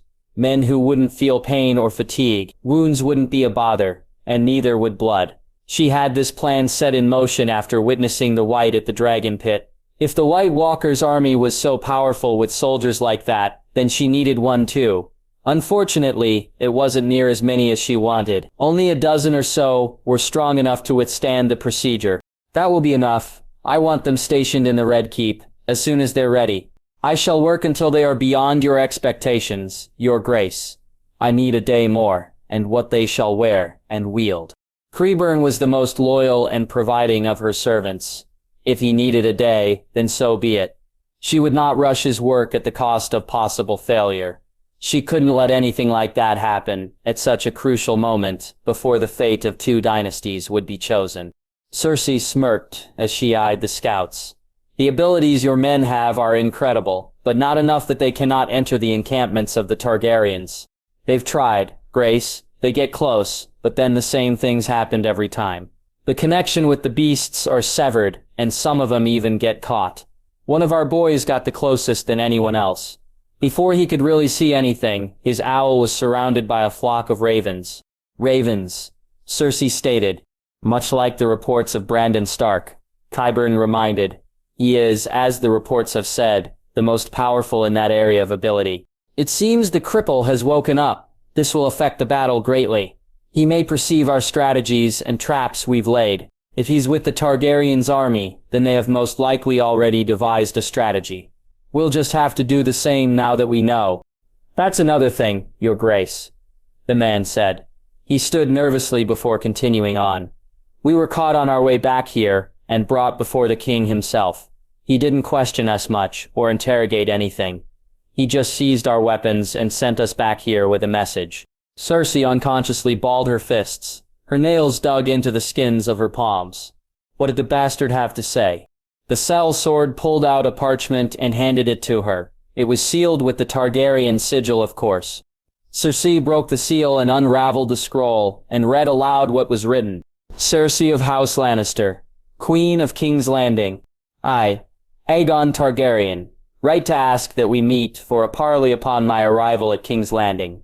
You will hear my terms of your surrender in person and those who have pledged themselves to you. I invite you with the promise of protection into my camps. You and your followers will come unarmed and will refrain from any hostilities. Any treachery while under my protection shall be met with fire and blood. I shall host you at twilight of the day after our arrival. Aegon of House Targaryen, son of Rhaegar of House Targaryen, and Lyanna of House Stark. Cersei crumpled the message in her hand, that pretentious boy, thinking a bastard can be called a king. There is also a letter from the hand of the Queen, Lord Tyrion Lannister. He hurried to hand her the message. Cersei nearly ripped this one, unraveling it. She read it silently to herself. To the Mad Queen, I once had to call sister. I believe such a parley is futile with you. Yet the true king has ignored my counsel. I would have you killed the moment you set foot near here, and end this all for good. You have destroyed our house more than we'll acknowledge. As such, I would like to say, it is in the best interest that you meet with us. In the end, you are still my sister, and I do not want to see any more of our blood spilled. There are few of us remaining. I owe a debt for the children you have lost because of me, and I repay it by convincing the king to allow you to live out your days. Sincerely, the Imp of the Casterly Rock, and hand to the king and queen. She was seething as she tore the parchment into pieces. That little monster would dare to accuse her of his crimes against her family. When all was won, she would have Qyburn take his time killing him. It would be where the people could see, where she could enjoy all of it. The crown thanks you for your service, and when the war is won you shall be rewarded for your bravery. Send a reply to the Targaryen bastard. The crown accepts his invitation for a parley. Are you sure, your grace? Qyburn asked. It could be a trap. No, he is still Ned Stark's bastard at heart. The fool won't go against his word. Even if he does, you know what to do. She glared at the men still here, and watched them scurry out of the room. Now alone, Cersei turned to Qyburn. A scout that cannot remain hidden is useless. She tapped her fingers on the table as she thought about her situation. I suppose even my mercy and generosity wasn't enough for Ned Stark's bastard. I offered him his kingdom, and instead he comes greedily for the rest. Indeed, your grace, Qyburn said with an agreeing smirk. He'll want my head, no doubt. If the cripple is with him, then they'll know that the wildfire is still beneath the city. Most likely, however, as long as it remains, we have leverage against any action they take. Only a single false move and they shall watch the land be swallowed by fire and smoke. My little birds have had a bit more success, now that they mustn't go very far from home. The Targaryens have no siege weapons, and not the time nor the means to build any when they arrive. They will desire a final battle. He grew silent after that. But there is a problem, your grace. Cersei arched her brow. She wasn't surprised at all. The castle larders are completely empty. The fishermen have nearly depleted the bay of any game, and our raids from the Reach will not return in time. Then we have no choice. We must face the Targaryens and meet them in battle. We only need to adjust our course of strategy. Qyburn nodded and bowed, leaving Cersei's presence. She moved to the table and poured herself another cup of wine, downing it in one gulp before refilling it and turning back to the table. The message from the northern bastard lay there, and though wrecked from her rage, still legible enough for her to make the last line. Son of Rhaegar of House Targaryen and Lyanna of House Stark. The very words mocked her. It was still unbearable to her. Thinking of Rhaegar with the wolf bitch, and where had it led her? In the end, she died, leaving her whelp to be bastardized by his uncle. She thought back to those days, after the rebellion. Robert had been crowned and her father was brokering a marriage for her. Queen you shall be, Tywin Lannister had declared, and he never went back on his word. She'd actually be pleased initially, and eager to provide heirs to Robert Baratheon. But he held out, waiting for Ned Stark to return with his sister. Robert would have married her even if she had been taken against her will, and the day when the Northerners returned. Stark and the little Crannogman, Robert had thrown himself upon the box holding her bones. Cersei had tried to be there, soothe his pain, but she had seen 3 whores enter his room on that nightfall. It hadn't mattered, at the time. Kings were expected to have mistresses, and Robert already had a bastard, that she knew. Yet, Robert continued to mourn, almost demanding a funeral in the Great Septet, but Stark had refused, preferring his tree gods to the splendor of the faith. He was happy to see them go back north. Almost as soon as they left the Red Keep, her father had gone to Robert and secured the marriage. The ceremony took place a fortnight later, with all the lavishness you would see at a royal wedding, especially one paid for with Lannister gold. Her marriage, however, died that night, in bed, as Robert screamed Lyanna's name in the throes of passion. The next morning, she actually wondered what it was that attracted men to Lyanna Stark. How had she bewitched not one, but two, so that they'd choose her, dour-faced and pale, to the Cersei's own golden beauty? And now the fruit of that sinful union was back to torment her. No, she resolved. They would not win. The she-wolf would not win from the grave. Her bastard would only set foot in the throne room to the heat of wildfire. The leading sellsword captains entered the room, all of them hulking with furs and reeking of the stench beer and ale. Harry Strickland took a seat at Cersei's left, across from Cuberon. Next to him sat Bloodbeard and Eldorno of the Long Lances. All the way across from Cersei sat Daario Naharis. "We've heard the news from the scouts," Bloodbeard growled. His voice was like that of a great bear. "I suspected you did. The Targaryens are nearly here, and so is the war. Are you growing afraid of the dragons and the Dothraki?" Cersei asked. "I've a cloak of 100 Dothraki braids. I've taken myself. I revel at the challenge." "Good. Because before that, we have another problem that must be first addressed. Cuprin, have your little birds heard the whispers of those who shouldn't have?" "Indeed, your grace." "Excellent. Inform the captains and their men. It's time to root out the vipers trying to climb out of the pit." While Cuprin informed the captains of the tasks, Daario approached Cersei. "Are you sure this is a wise move? Didn't your whore queen do the same thing in Essos to the masters?" "Aye, but that was against slavers. This is just ruling by fear. It's not far off from your mad king." Cersei's blood flared up at being compared to Aerys Targaryen. "Is that what you think I am doing?" The Mad King burned people alive to amuse himself. "I am cleansing the city of those that would undermine me." By the time she had finished, Harry Strickland entered the conversation. "So wouldn't it be wiser to give the people a trial instead of this? Or throw them into the black cells?" Cersei scoffed at that suggestion. "We don't have time for trials. The armies of the bastard are going to be upon us soon. If we wait, surely their spies will infiltrate the city and convince them to rise up against me. No, it must needs be done this way, and soon." Cersei strode into the throne room with all her grace. She sat down onto the iron throne where she belonged, and nodded to the guard at the doors.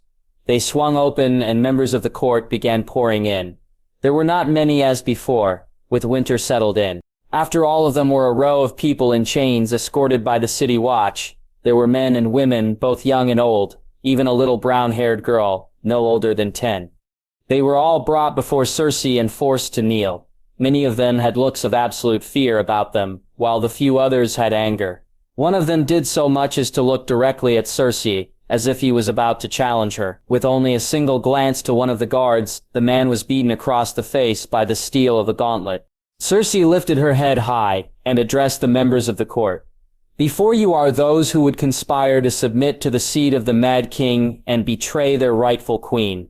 Such acts cannot go without punishment." Cersei's gaze found the little girl. Her face was red from tears. "Bring that one forward," Cersei ordered. 2 gold cloaks unchained the girl and forced her to be directly in front of Cersei. "What is your name, little one?" Cersei asked with a honeyed voice. "Mereen."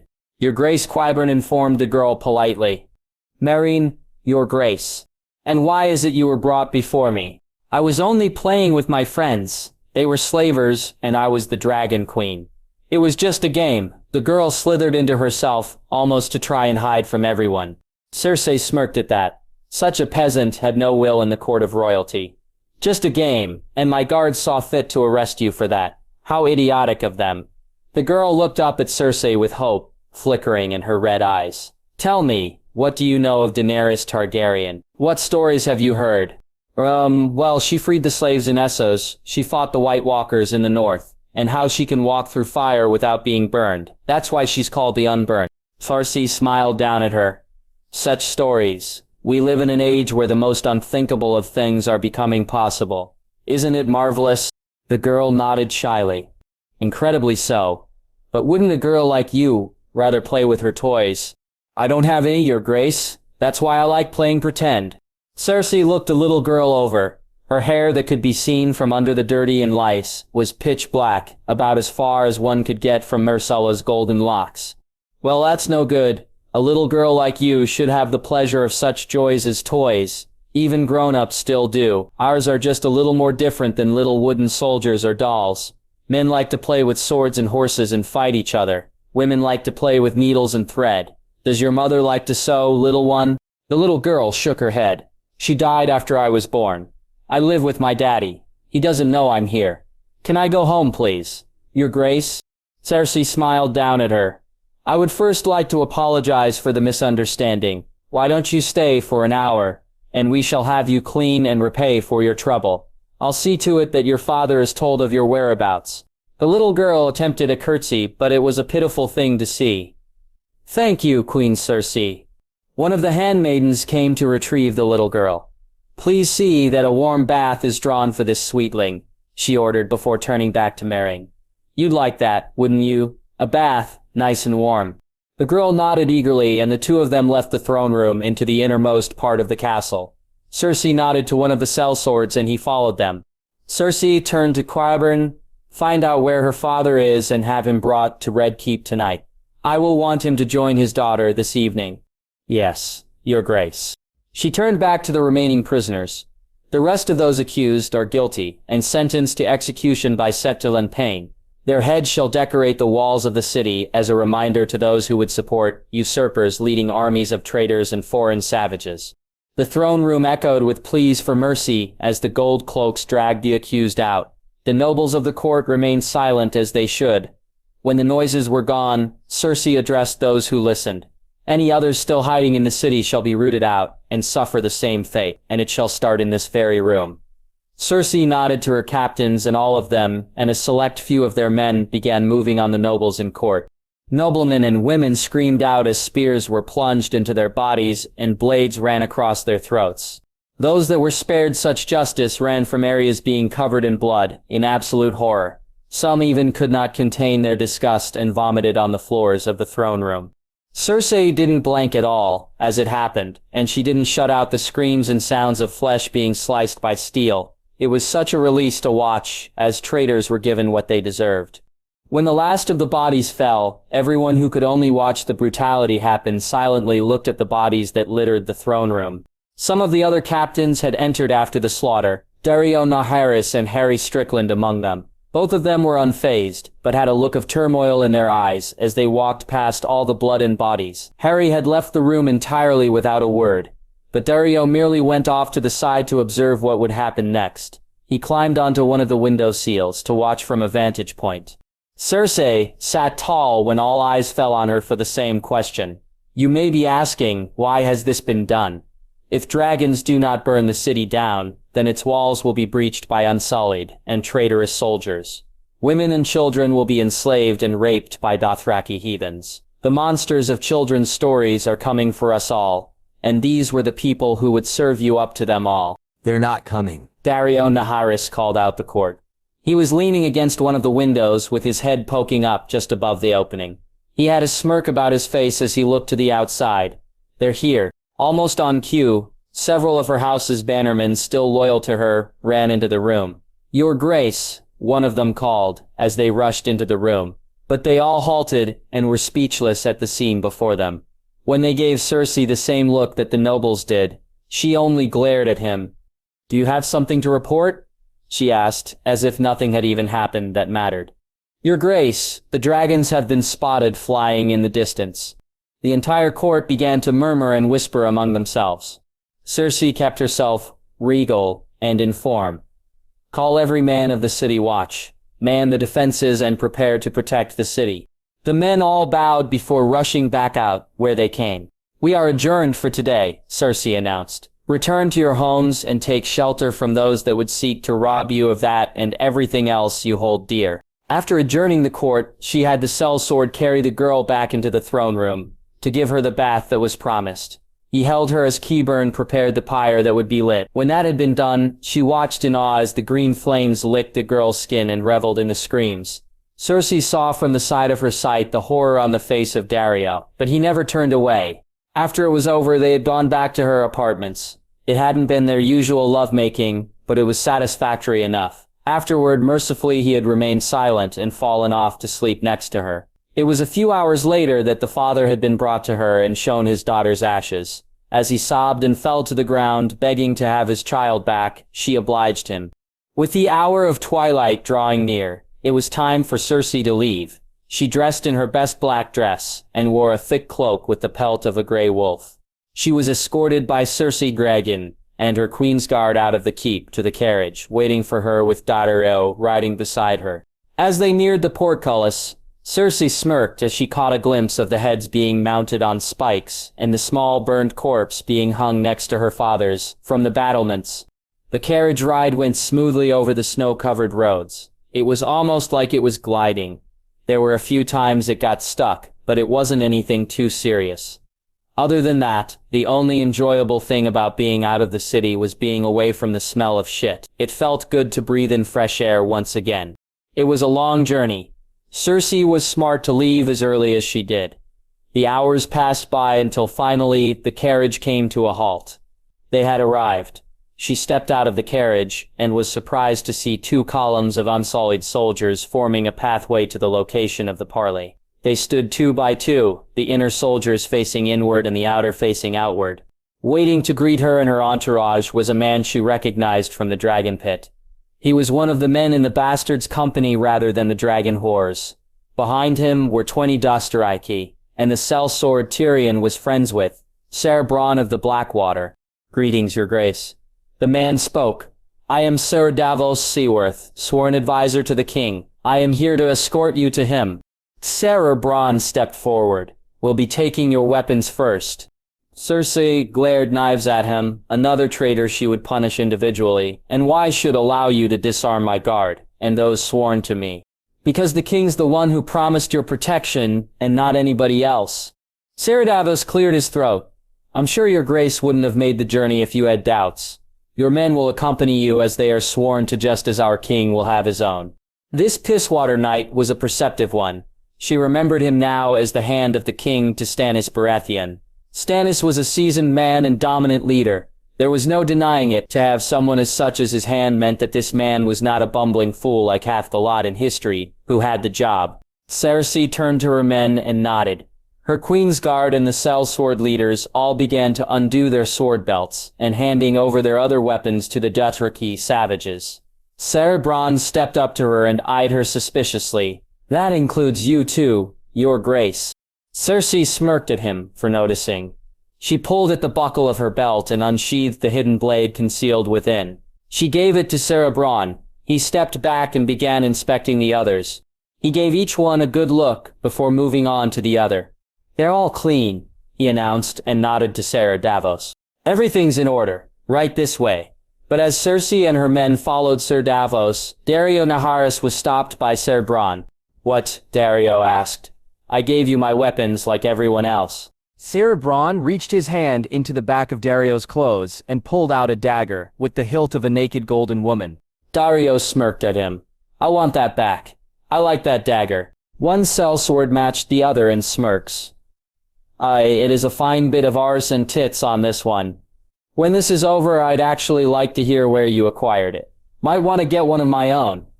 With that, he looked back to Ser Davos and nodded once again. Cersei contained her anger at Dario's idiocy. If he had been found with that after being permitted, he would have lost his head. If not by the bastard, then by her for being such a fool. The entire walk was silent. The only sounds that were made were from beyond where they were, sounds of steel ringing and horses neighing. Besides the Unsullied and the 2 knights, there was no one in sight. Most likely they were not permitted to be near in case anyone got the idea of being a hero to the usurpers they called king and queen. Shortly though, they all came to a large tent. Standing by the entrance, with the Unsullied, were 2 giants with armor made of wood and iron. One of them growled at her group and made a few flinch. "It's not to stare," Ser Davos advised. "They get angry when you do, and a fist from them can pound you into the ground like a nail." The flaps of the entrance were opened by 2 Unsullied, and everyone began to pour in. The space was void of any furniture except for chairs and tall candlesticks. The light was dim, but enough that the shadows were repelled from the tent.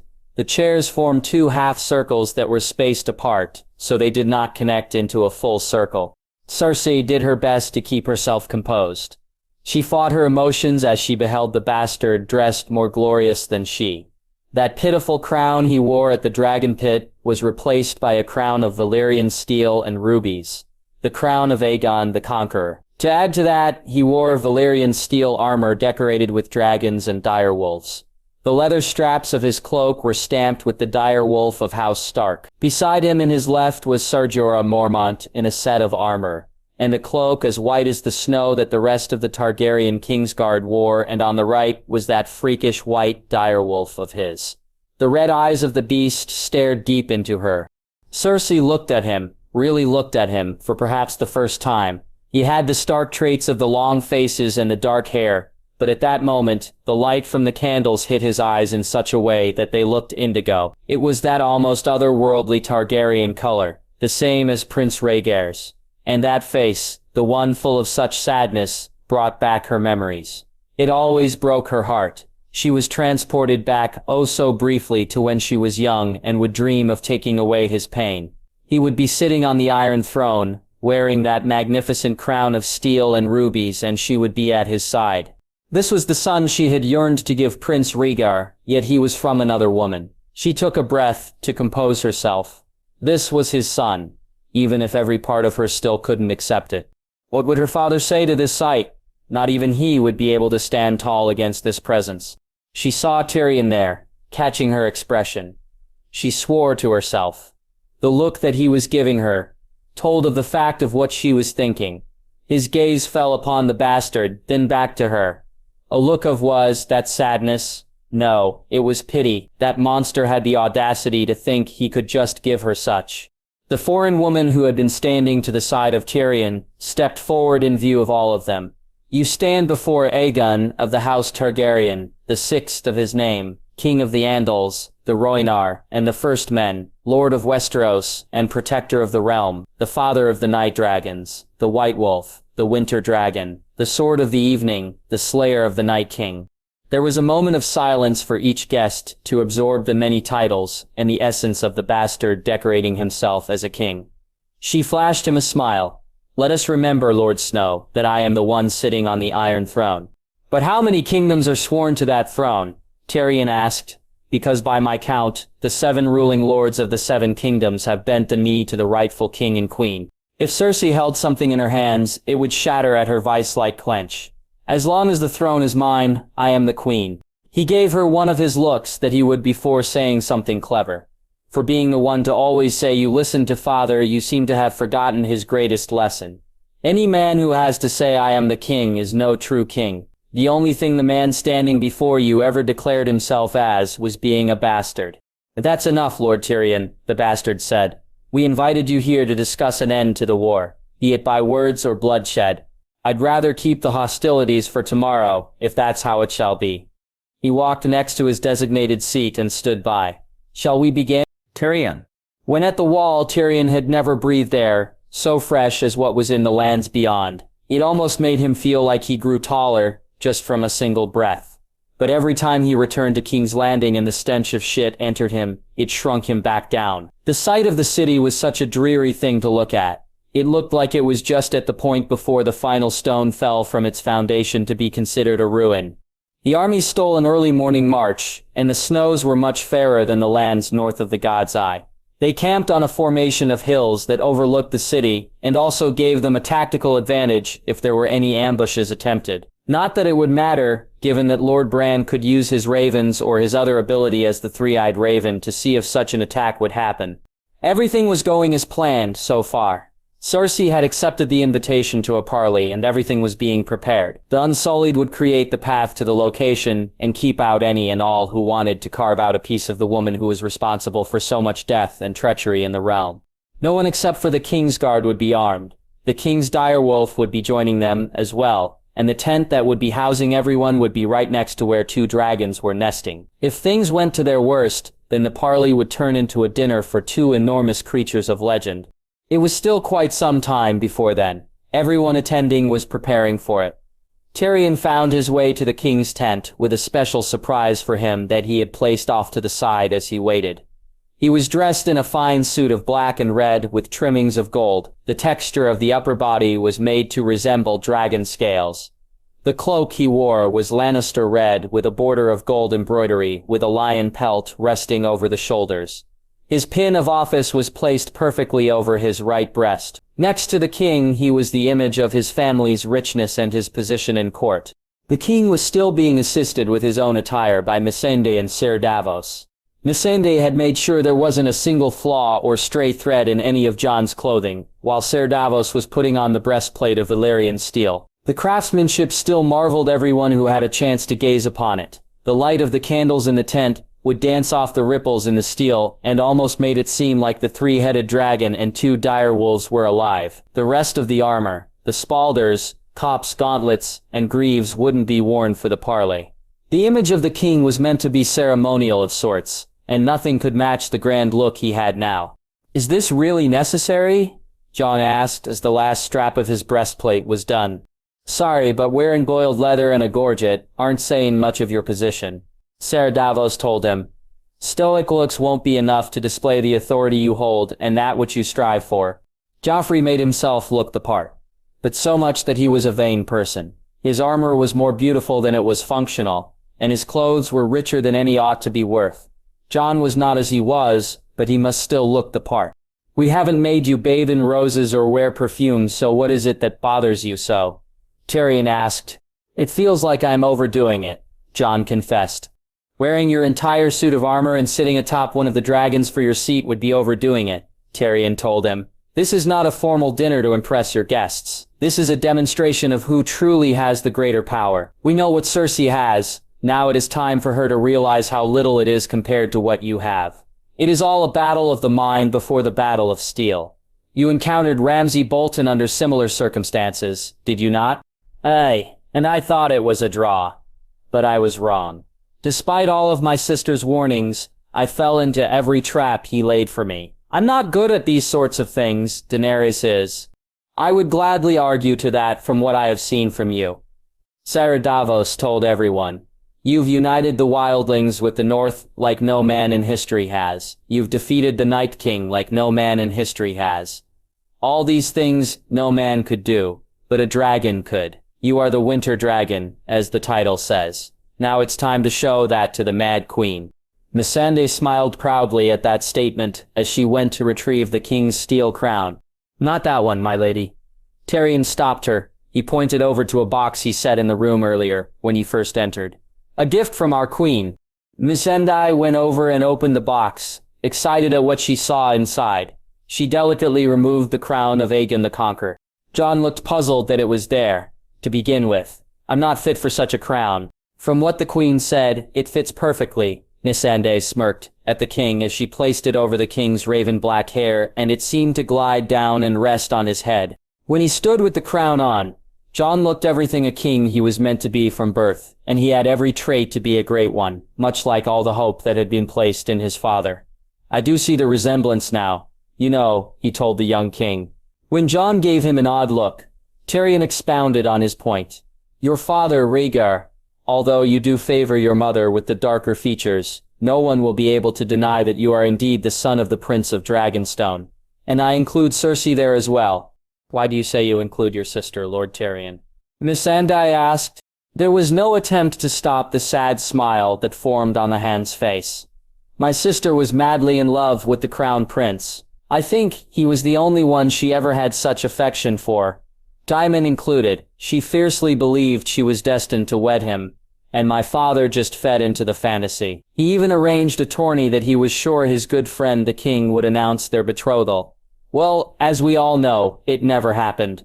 And not only did she not get the man she wanted, but she also lost 2 men to the same woman. It's a crime I still don't think Cersei has forgotten, and I know she will never forgive it." He smoothed over an invisible wrinkle in the king's cloak.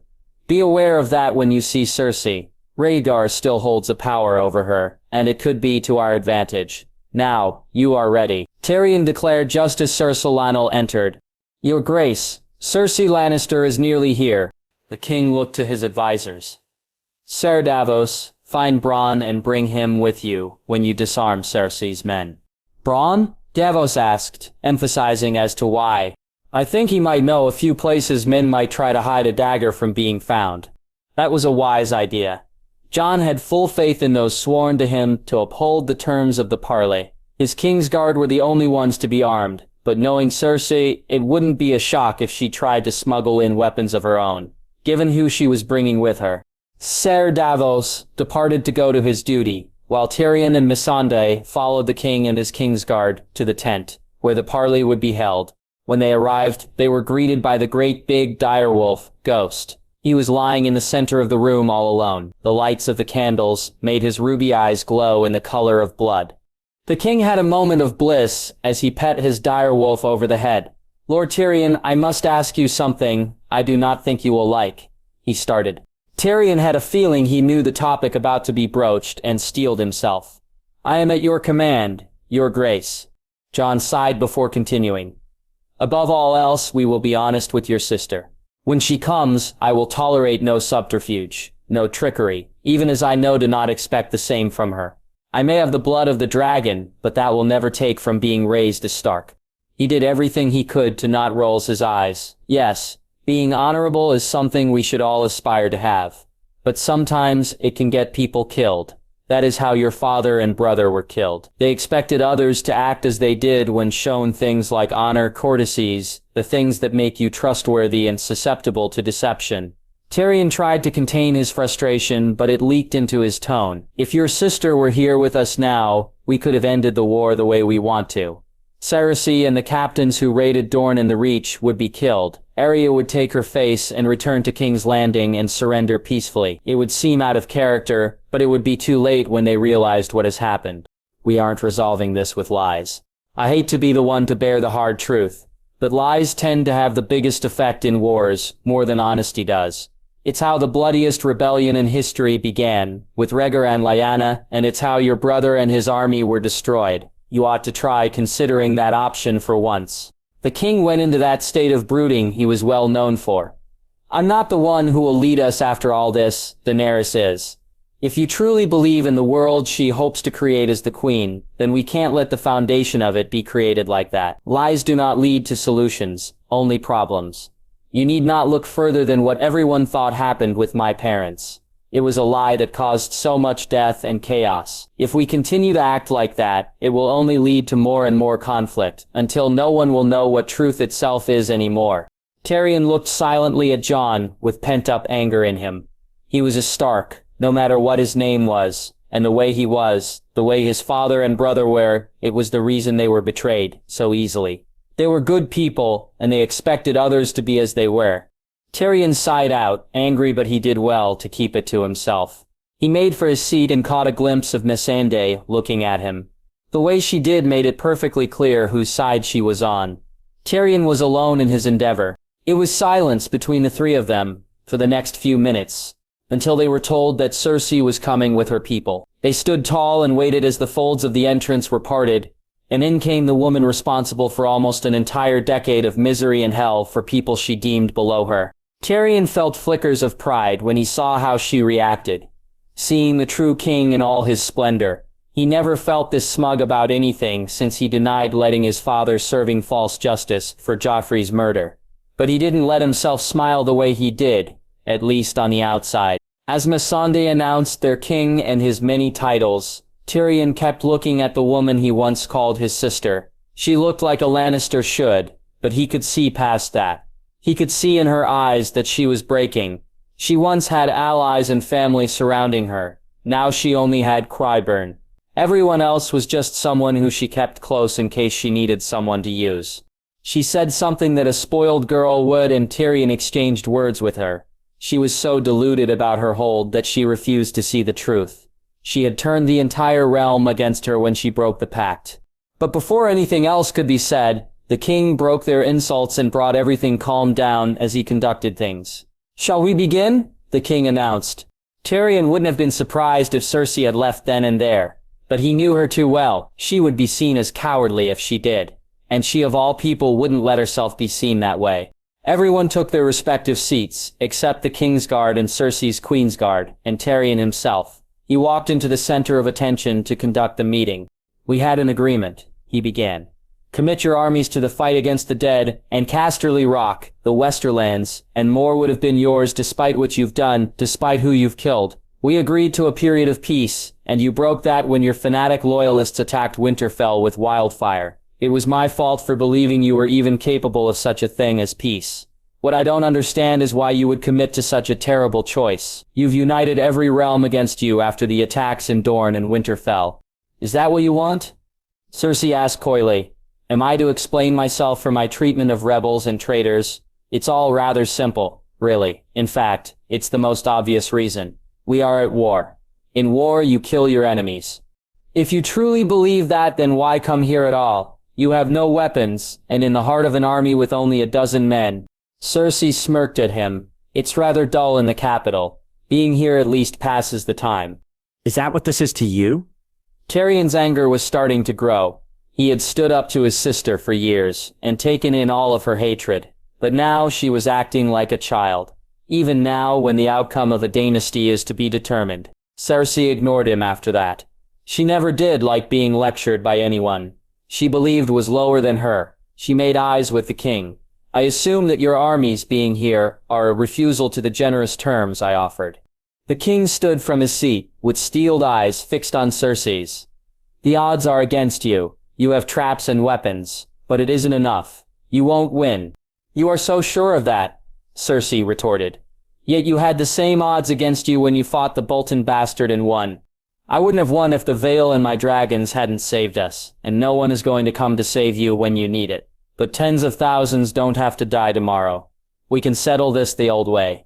Me against whoever you want." One of the captains, a large man with a bright red beard to match his hair, took some interest in that idea. Harry Strickland even showed interest. "That would be one way to get my sword back," he commented. "I assume you still have it." There was a sudden change in the tone of the conversation from a negotiation to a conversation. "It was used with another broken sword to make a new one for me. Blackfire and what remained of mine are now one sword, a black Valyrian steel sword. That doesn't change. That it was made from my property, I'll take it back at the same. However way I must." "Is that how you want this to be resolved? A champion against a would-be king?" Tyrion interjected. "No, we want it to be resolved with a man against the king." The red-bearded man grew a large grin. "If that's how it will be, I claim the glory of the fight." He looked directly at Jon. "We've heard stories of you and your titles. Wouldn't many if you didn't earn them. The Slayer of the Night King, the Sword of the Evening." His words sounded like they were mocking Jon, but they weren't. In fact, there was almost admiration. "What happens when I win?" "If you win," Tyrion corrected, "then the Targaryen armies would surrender, and the lords will bend the knee. Daenerys Targaryen will remain in the north with her dragons and children until the first of you dies of long old age." "And should he win?" Daenerys asked, pointing at Jon. Jon took the initiative to answer. "You will surrender the city, the throne, the people, and your armies to us. The captains of the companies that attacked Doreen and the Reach shall be executed for their crimes, and the payment that was given for their services taken back. You will surrender the crown you were and be executed privately. Your body will be burned and your ashes scattered with your children's." Cersei smirked when she heard the terms. "Is that a threat, young king?" Her words did every effort to mock his title. "No, this is my last mercy. We have been fighting this blasted war for 8 years. I do not know about you, but I am tired of fighting. But no, if you refuse, then we shall have war. When the city is taken, you will be beheaded in sight of all the people you have wronged. But that is what you want, isn't it? To have people cheer for my death like they did your traitor father." Cersei's tone took on that superiority Tyrion always hated. And that was what he was, in the end. A traitor to his best friend. He harbored a dragon spawn for 16 years. You may not know this, but I did try to stop Joffrey from ordering the execution. How pleased I am to admit, my son was right. Those words made Tyrion hold his breath. He could see that Davos had the same reaction. Jon didn't react at all. He was keeping it all pent up inside of him. Tyrion stepped into their conversation. "I hardly think that you are one to speak of treachery. You who birthed 3 bastard children with your own brother and let 2 of them sit unworthily on the throne." Silence. Cersei hissed. Cersei, Gregor took a single step forward and the king's direwolf stood up and bared its large teeth and growled. The sellsword captains all stood from their seats with raised fists, as if to begin a brawl, while the king's guard all had their hands on the hilts of their swords. The tension was broken, when directly outside the tent came a loud roar from one of the dragons. The volume and power of it shook the very ground. Two of Cersei's queen's guard fell backward in terror. Jon raised his hand up, and his king's guard stood down. Cersei's guard and the captain did the same. He turned to Tyrion. "We are here for negotiations, not returning insults. Forgive me for speaking out of turn, your grace.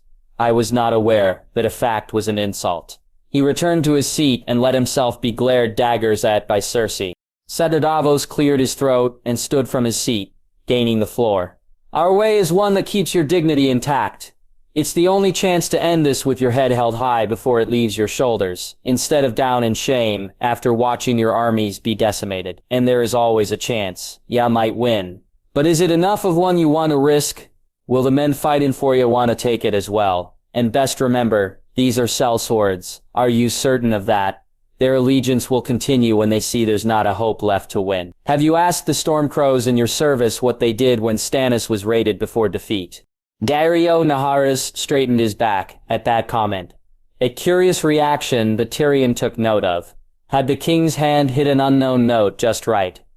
All the same, Tyrion thought it best to expand on the point, to make it clear to his sometimes dim-witted sister. Even if you manage to win, what will there be left? The city will be destroyed, the small folk killed, and the Iron Bank, who I am sure is lending you funds, will come looking for their money back. And if they don't get it, you do realize they will find a way to get it. He sat back and smirked. Do you want to be the first Lannister who did not pay their debt? Enough! Cersei stood from her seat. I would think you would know by now, you little monster, wars are won with steel, not words. And that is how I shall win this one. I eagerly await to witness your decimation on the battlefield tomorrow. She left at her own will and was followed by those sworn to her. Naharis gave Missandei a wink before he left. The tent felt so empty now. Tyrion walked over to where Cersei had sat, thinking that she could have been dead right now if they had done things his way. But in the end, the meeting itself was never expected to go, the way Cersei thought they hoped it to. That went as we planned it. Aye, Davos agreed. Now we know for certain that Cersei has no intention of sparing the city, but more than that, she's cracking like an egg.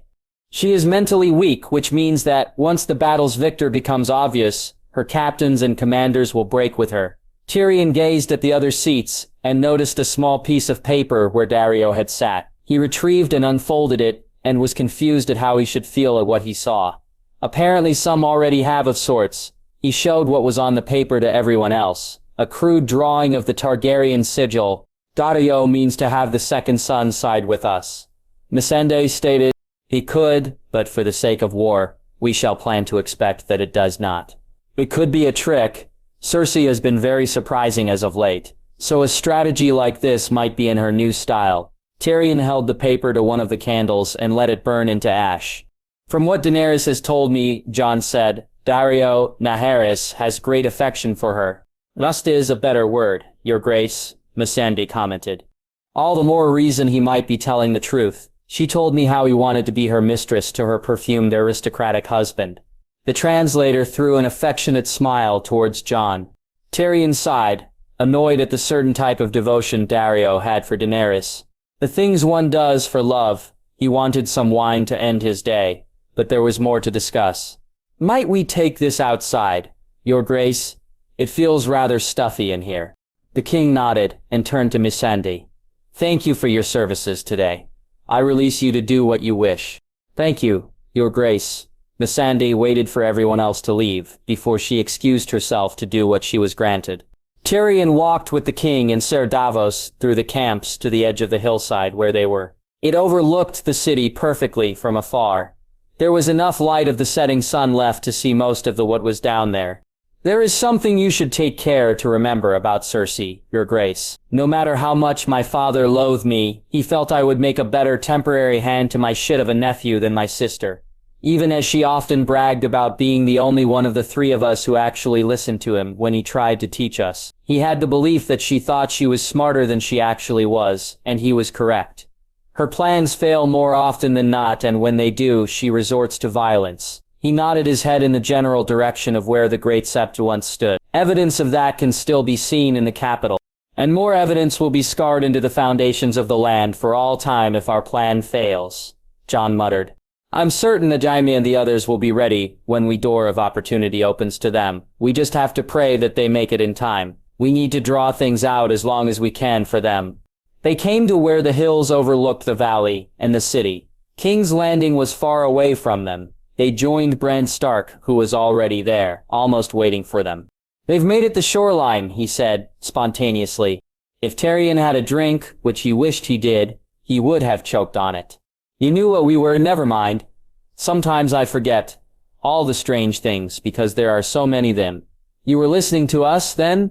The strange boy nodded and turned his head to face them. They need to wait until the city prepares for battle if they want to go unseen. Cersei figured out they're coming for her. That would explain why she wasn't curious as to where their brother was.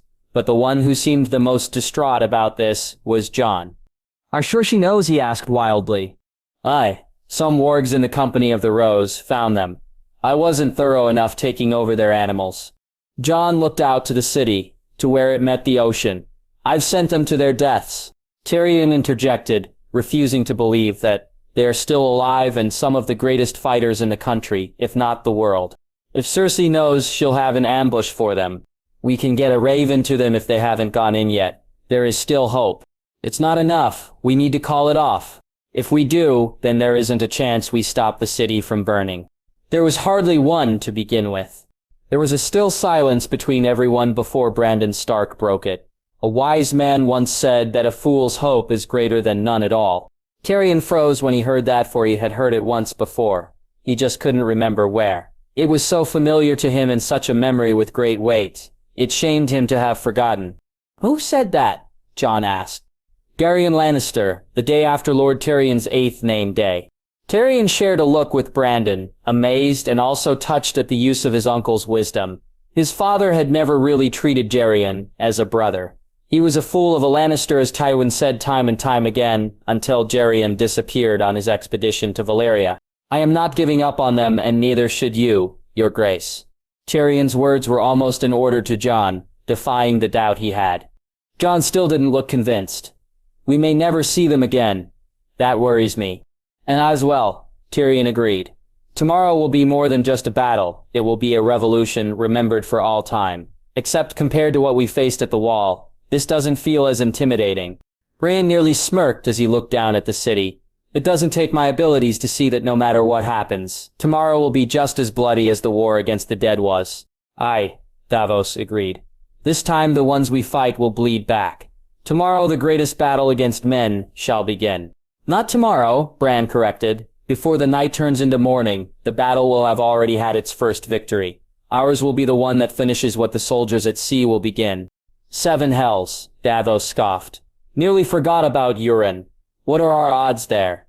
Theon and Yara have more ships, but I have watched Euron's past. He's a far better captain and commander.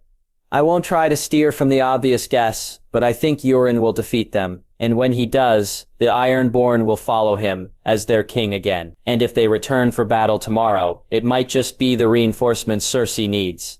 Brandon looked over to Jon. You said it yourself, battles have been won against greater odds. Something like this might turn the tide in their favor. Tyrion took another look out to the city. Just as the last of the sun fell behind the darkening horizon, I am going to bed. I advise the rest of you to do the same. Sleep well, my lord, the king said. Before Tyrion was going to sleep, he wanted something to drink to first. He might as well, but he didn't want to drink alone. Bronn made it clear that tonight he would be joining some Dothraki in an evening ritual with some of their women. If Podrick was here instead of Winterfell, then he would have someone. Caemon was not available, obviously, and Varys' ashes were scattered in the winds of the north. Perhaps Missandei wouldn't mind some evening company and some wine. She was fair when it came to being in her company, though she was still heartbroken over the loss of Grey Worm. Still, it wouldn't hurt to try. He retrieved a wineskin from his personal tent and 2 horns and made his way for Missandei's tent. The stars were beginning to appear when he got there. "My lady, may I enter?" Tyrion called through the entrance. "You may, Lord Tyrion," Missandei replied. Tyrion entered and found Missandei, dressed in her nightgown, but still wearing a cloak. She was sitting on her bed with some parchments in her hands. "Forgive me, but did I interrupt you at something?" "Not at all. These are just notes of the language the giants speak. It's not like anything I've ever heard or spoken. From what I know, the wildlings had over a dozen different languages among 90 different clans." Tyrion helped himself to a seat next to Missandei's bed.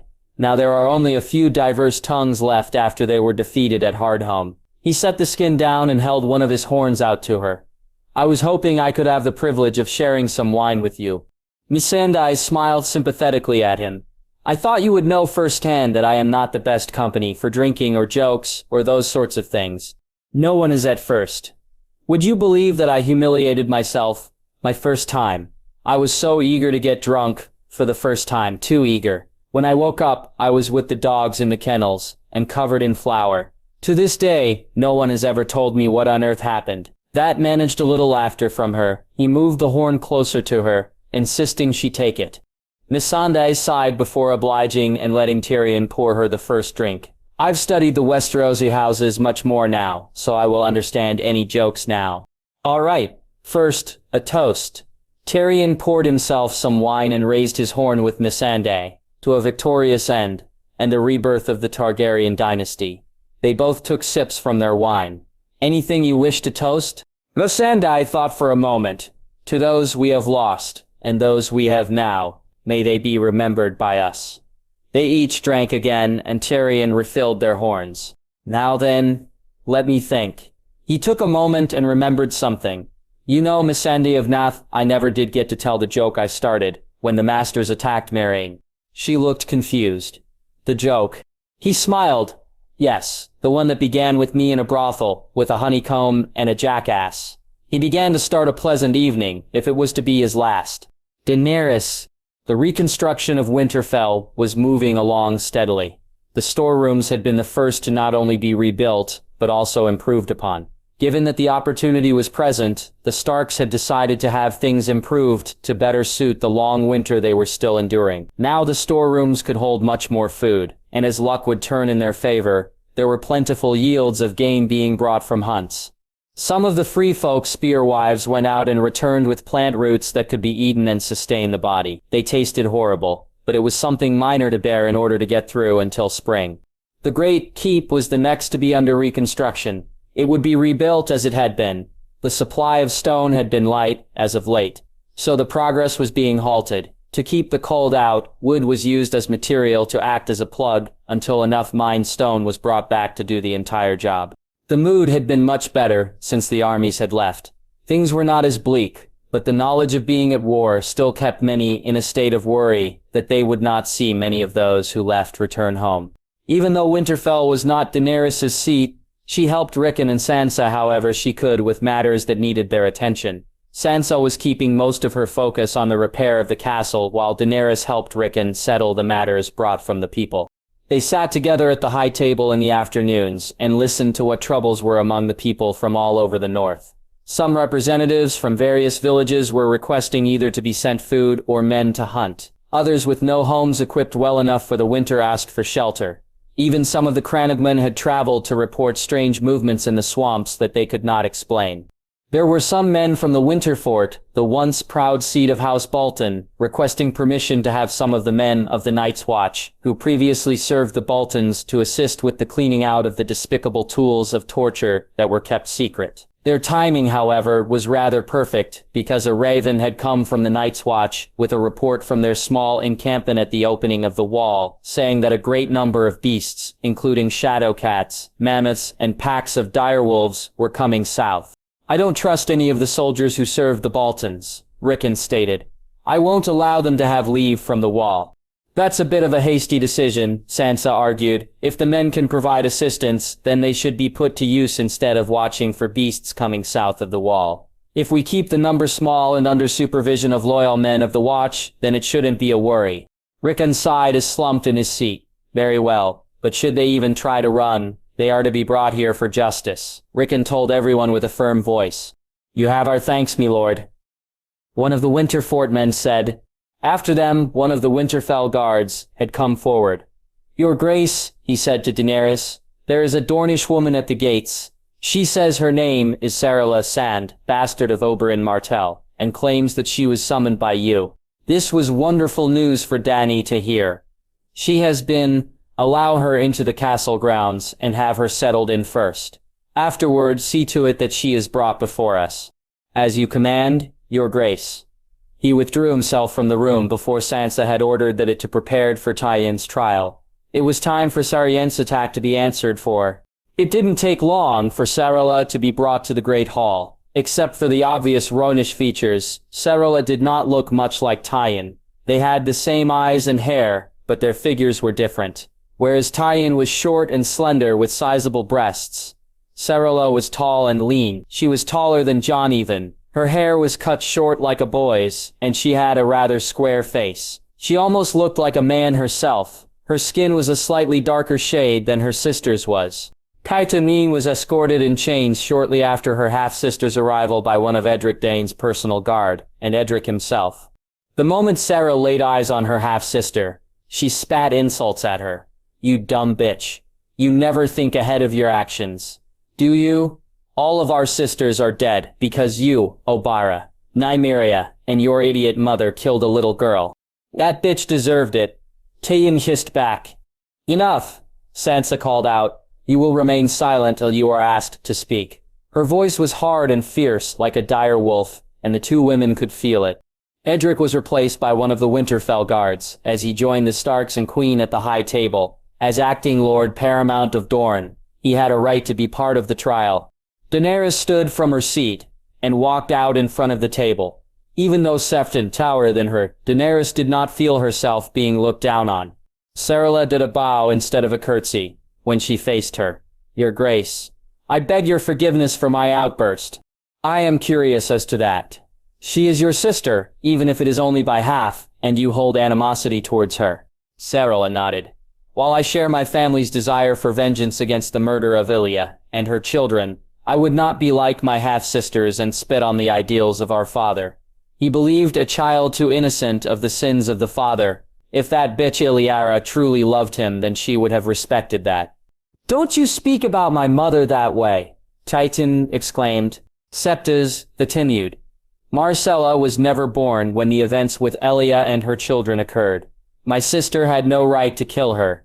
However, Septas, Eusamia, on the other hand, was there for it all. I spent much time at the Citadel researching every account of what happened the day he stabbed his sword into the Mad King's back, and not once did I ever read of him going to protect Elia or her children. I do not believe he conspired with his father to have them killed, but I do demand he answer for his negligence and failure to protect those he was sworn to.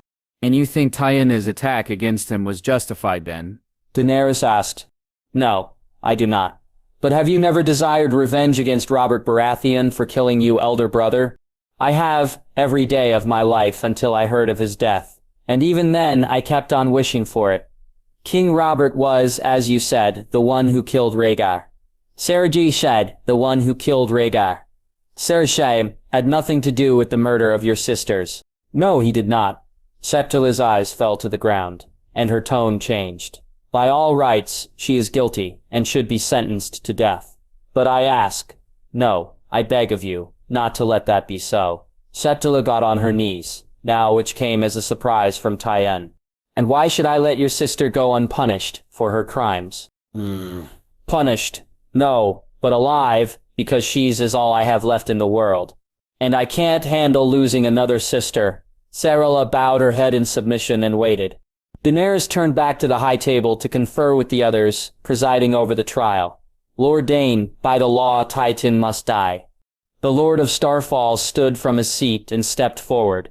Septino, unfortunately, there is not much you can do to keep true to your promise. By now the Citadel knows who you are, and while I do not have any issue with you for your deceitful induction into the Order of Maesters, they do, and will not allow you to return. What will you do that can give us an assurance that you will be able to keep a dutiful watch over Tywin? Severa looked up to Edric, desperation clear in her eyes, but in a humbling way. I will do whatever I can, anything I can, though I do not know what that may be. I can name something that will work, Edric started.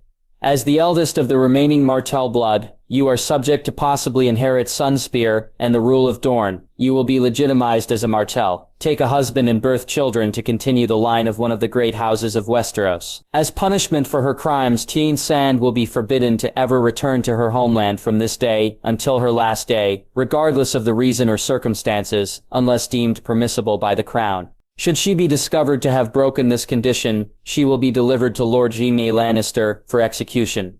He turned to face Daenerys. Will this be just enough for the crown? Daenerys took a moment to think it over. This was a way to show mercy while also ensuring that justice cannot be escaped. The terms given are acceptable, but we will need a way of keeping the accused under watch. I have an idea, Sansa said. Arya shall remain betrothed to Lord Bronn of the Blackwater, and she will be his responsibility to look after. Should it be discovered that he fails to do so, or that he allows her to break the terms willingly, he shall have forfeit of his title as a lord and join the Night's Watch. That was motivation enough to make sure Tyrion's sellsword friend keeps his word. That is acceptable. Daenerys looked down to Tia. Will you accept the offer given to you or face death? Tyrion had much fury in her eyes as there was sadness. Dorne was her home and Daenerys was taking that away from her, something Robert Baratheon had done. Sister said, I don't want to see you die, and I don't want to left alone in the world. Despite the anger the other woman had shown earlier, now it was clear how much she loved her sister. I understand she would no longer be allowed in Dorne, but would I still be allowed to visit in her husband's keep? Dany looked to Sansa. Both of them had lost siblings, and both knew the pain it had caused their hearts. With a nod from Sansa, the queen agreed. And I know that Sarah Bronn was upset at the thought of losing you. I do hope you take this deal and live a better life with your betrothed. Tywin sighed and let her eyes fall to the ground. I accept the terms. Sarah showed relief as the guards unchained her sister. He might be made a Martell before I leave today. Before Edric could speak, Daenerys intervened. There is one condition I have to that. For the past several years, the true colors of many noble houses have been displayed. House Martell has been riddled with kinslaying and usurping over matters of revenge and fell from the mighty power it once was to point of extinction. I will not let such acts go unchecked, and for them, the kingdom of Dorne will no longer be ruled by a prince or princess, but a lord or a lady, and I am willing to do what Lord Dane has suggested and name you. Sarah, daughter of Oberyn Martell, Lady Sarah of Sunspear. Will that acceptable for you, or shall I make Lord Edric so that he is no longer the acting Lord Paramount? Septa Sarah shook her head. That will not be necessary. I will accept those terms. Wonderful. Then I will have our maester draw up the papers and have you naturalized as Sarah Martell, Lady Paramount of Dorne. Sarah bowed to Daenerys, as did Tywin. Thank you for your courtesy and mercy, your grace. I will not forget it. With everything taken care of, it was now time for supper. The great hall filled with people and was soon loudened by conversation and gossip. Tonight's meal was a venison stew, with the bitter roots as a side. The cook had tried something to get rid of the bad taste. From what he said, it was still terrible, but not as much as it first was. Daenerys decided to start with the roots first, so she could end her meal with something tasty. The cook was right. It was still bad, but now the taste reminded her less of mud and leaves and more of what horseheart tasted like. Like? Rickon nearly spat his root out, but forced himself to keep it in his mouth. At least that was what he was trying to do. His mouth was wide open, with the half-chewed roots just sitting there. He was gazing out into the distance with sad eyes. I can do I? He nearly cried. I so bad. Daenerys nudged him to look over to one of his friends who was one of the wildlings, a young girl with her little sister. They were eating the roots and not showing complaints at all. Are you going to let the girls do better than you? Rickon groaned and forced himself to eat it. He swallowed hard and ate it all in one mouthful, but was stricken with a fit of coughing, after nearly choking. Why do I have to and not Sansa? Rickon asked. Daenerys turned to look at Sansa and saw that she hadn't touched any of her food. She had one hand to her head, massaging her temple. Are you feeling well, Sansa? Just lightheaded is all. I've been sick all morning. I might have a bug of some sort. She finally started to eat, starting with her roots too. But when she bit into them, it was like hers had no bitterness at all. She was showing just as much resilience to the taste as the wildlings did. It was impressive, but seemed accidental at the same time. Sansa groaned after swallowing the bite. Pardon me, I am not feeling well. She was beginning to turn paler than she already was, when she left the table. Are you all right, Sansa? Daenerys asked as she rose after Sansa. Sansa jerked her body around with an angered expression. I just said I'm not feeling well. She hissed before her eyes began to droop. She took a deep breath. Forgive me, Your Grace. I did not mean to raise my voice towards you. Sansa retreated from the eyes that were watching and almost stormed out of the great hall. Daenerys sat back down, still worried. Sansa only acted this way when she was bothered greatly. Perhaps she was feeling worse than she looked, or the ongoing war was taking a toll on her. It didn't feel that way, though. The way she acted was so sudden and without a hint. I guess she really couldn't handle the roots, Rickon jested. Daenerys gave him a look that took him out of his humorous mood. Sorry, I think she just needs some time to herself right now. Too much has been going on. One can only bear so much. I don't think so, Rickon argued as he ate his soup. Sansa's lived in King's Landing. There's no worse place than that in the world. And she had to put up with Ramsay, too. He was worse than Joffrey was to her. Ramsay knew what he was doing compared to that prick. Watch your language, Daenerys chided. What? It's true, Rickon said with all seriousness. Daenerys heard enough about Joffrey from Tyrion to know how his cruelty was just that of a spoiled child. And from all she knew of Ramsay, he was an artist with pain as a brush and a victim as his canvas. Perhaps it was something involving Edric. As far as Daenerys and everyone else could see, the two of them had been acting rather normal to one another, while only Daenerys knew what happened between them. It was possible they had a conversation that ended badly. Daenerys finished her meal and turned in for the evening. Her business today had kept her from her babies, and she was eager to be with them again. Her children were both awake, but on the verges of falling asleep. When she held them, she felt utterly blissful and wishing for nothing else in the world except for Jon to be with them as well. Daenerys sat in a chair made especially for her to relax, as she let her children feed at her breasts. They both made tiny noises as they sucked. Aemon was the first to finish, and Daenerys had him burped before doing the same for Matthias. With their stomachs full and the last bit of light dimming from the sky, both of the babes had tuckered out and fallen asleep. As Daenerys rocked her children in her arms, there was a soft knock on her door. Come in, Daenerys said quiet enough, as to not disturb her children. The door opened and Sansa entered, dressed into a loose nightgown, now but looking just as sickly as she did at dinner. How are you feeling? Sansa didn't answer. Are you ill? It's nothing contagious, just side effects. She looked very worried about something. May I sit down with you? She asked. Daenerys nodded and Sansa took a seat in a chair next to her. Would you like to hold one of them? Daenerys asked warmly to her good sister. Sansa had forced a smile upon her lips when she took Aemon into her arms. She rocked him gently in her arms and kept her gaze fixed on his little face. I'm sorry about what happened at dinner. Sansa, I won't pry if you do not want me to. But as your family, I want to do what I can to see you be happy. Matthias began to fuss in Daenerys' arms, before he started to cry out. Daenerys rocked him and held him closer to her. Daenerys wiped away his little tears as she calmed him with her voice. It's all right, she said softly. It's all right. She looked back to Aemon to see if he had been disturbed by his brother, but remained still and asleep. What took Daenerys' attention after that was the wetness of Sansa's gown at her breasts. Sansa, I think you're lactating. Sansa looked down but didn't look as surprised as Daenerys thought her to be. Something clicked in Daenerys' mind and she had an idea about Sansa's distress. You're pregnant? Sansa nodded silently as she sat back. I find out just now. My breasts have swollen and I've been sick every morning for almost a fortnight. Daenerys almost a dozen different things, trying to understand which one to express first. But based on the way Sansa was looking, she was not sure whether to be happy for her or not.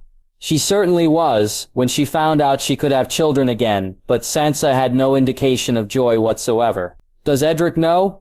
No, only you and Maester Aemon. I'd like to keep that way for now, at least. Why though? Her thoughts went to Jon and everything he went through. Because of the lie of his birth. Is it because it will be a bastard? Sansa neither nodded nor shook her head. I don't know how to feel right now, and it scares me. There is just so much. She looked down to Aemon and smiled at him.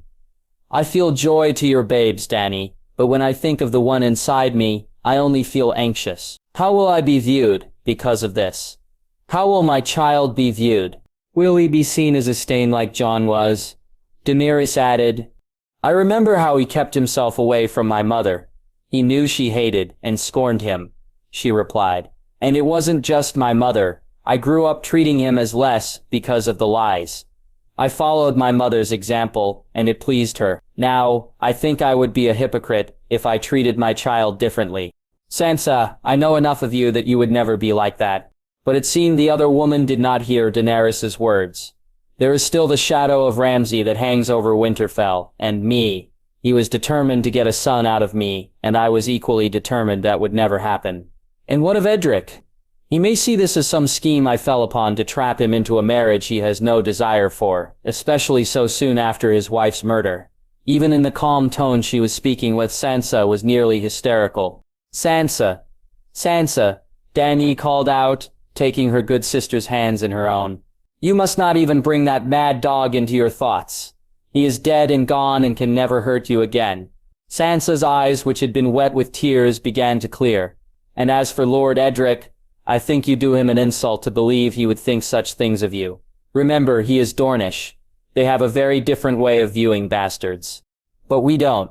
This child will grow up knowing what it is and be just like Jon, keeping away from us, from me. And that is something I will do my best to change. For too long it has been permissible to treat children born in such a manner with fear and contempt.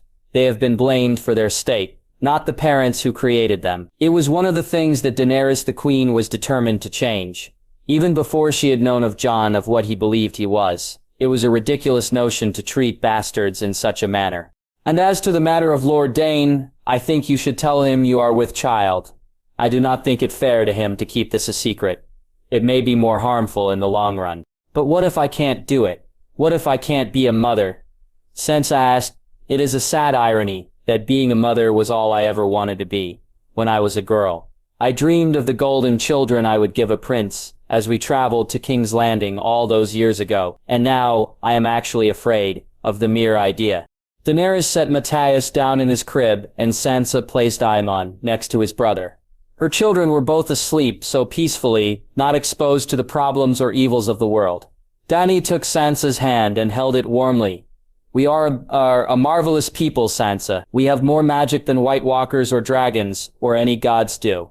We have the magic to grow life within us, to nurture it, and raise it into something great.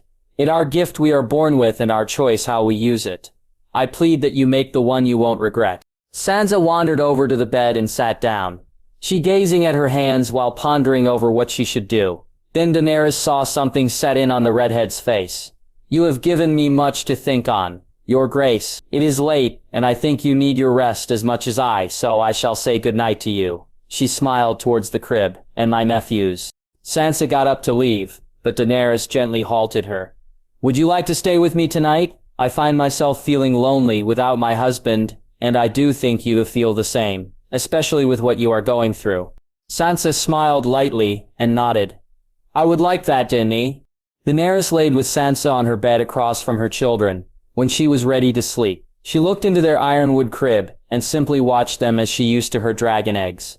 Both Matthias and Aemon remained still and calm, continuing to rest. She reached her hand out to Aemon and gently stroked her thumb across his cheek, feeling the soft warmth of his skin. She began humming Jon's song to her babies. She wanted them to feel the soothing powers that the melody had with the dragons. Although it seemed that Jon's voice was the only one that could truly calm the dragons down. In her attempts to connect with Drogon, Daenerys tried to sing the song to him, but he ignored her multiple times. She felt herself begin to doze off, so she reached her head out and lightly kissed each of her children before falling asleep. The tune of the song seemed to linger in her mind when she fell into the blissful darkness. The music had then turned into thoughts that were not heard. A voice like Drogo's had been speaking in her mind. It echoed constantly, and the words were reaching out to her. You are a coward. You fought until now, before the end. Why don't you finish it? Answer me, mother.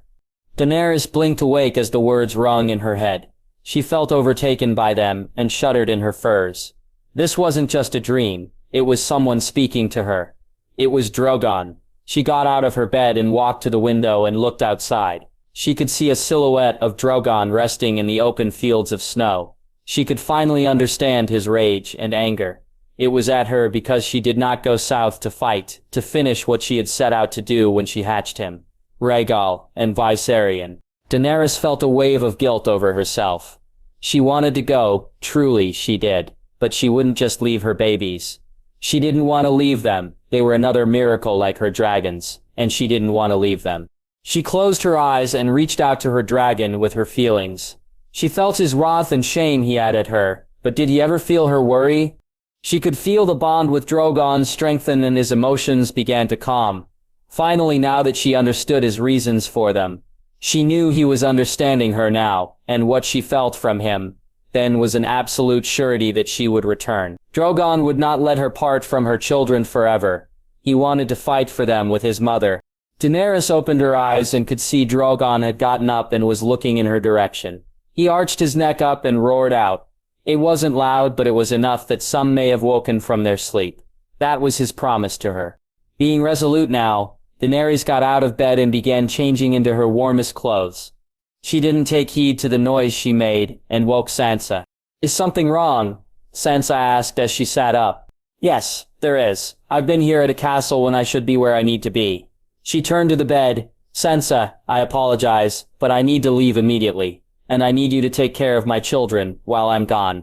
Where are you going? Not to the battle, are you? Daenerys pulled her fur dress meant for hard use over her and began to work the laces as best she could. I understand why Drogon has been acting as he has been. I have not fought and endured so much just to let others finish what I started. I'm going to go fight. Sansa got out of the bed and surprisingly began helping Daenerys dress. She wasn't objecting. Don't think wrong of me for asking you of this. But if the fighting has already started, when you get there, burn them all. Though she understood the other woman's sentiment, her words still sent a chill down Daenerys' spine, but she said nothing to the fact. She departed from the castle grounds. Some of the soldiers were shocked to see her leave the gates and asked her to not go for her own protection. She ignored them as she looked for Drogon's whereabouts. She found him soaring high above Winterfell, higher than she had ever flown. She focused her mind and reached out to him, trying to mend the connection they had as a dragon and rider. Dany knew that her feelings made it to her dragon because Drogon had changed in the pattern in which he flew and dived down at the castle, letting out a roar as he did.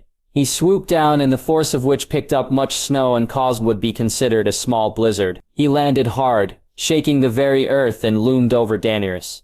He looked down on her and growled lightly as if asking if she was sure about this. Daenerys reached up and caressed Drogon's snout, just like Jon did the first time he met her dragon. I'm sorry, Drogon. Will you let me fight with you again? His growl turned into a purr and he lowered himself to mounted. Daenerys hadn't ridden him in months, because of her pregnancy. Her desire and determination nearly turned into excitement. She climbed his skin and positioned herself with tight grips on his spikes. Vlad. Drogon spread his wings. From where Daenerys was, it looked like they could cover the entire castle of Winterfell. Force of them was so great that the snow was blown from the ground like a blizzard before he charged forward and took to the air. He climbed up high and circled Winterfell before heading south for war.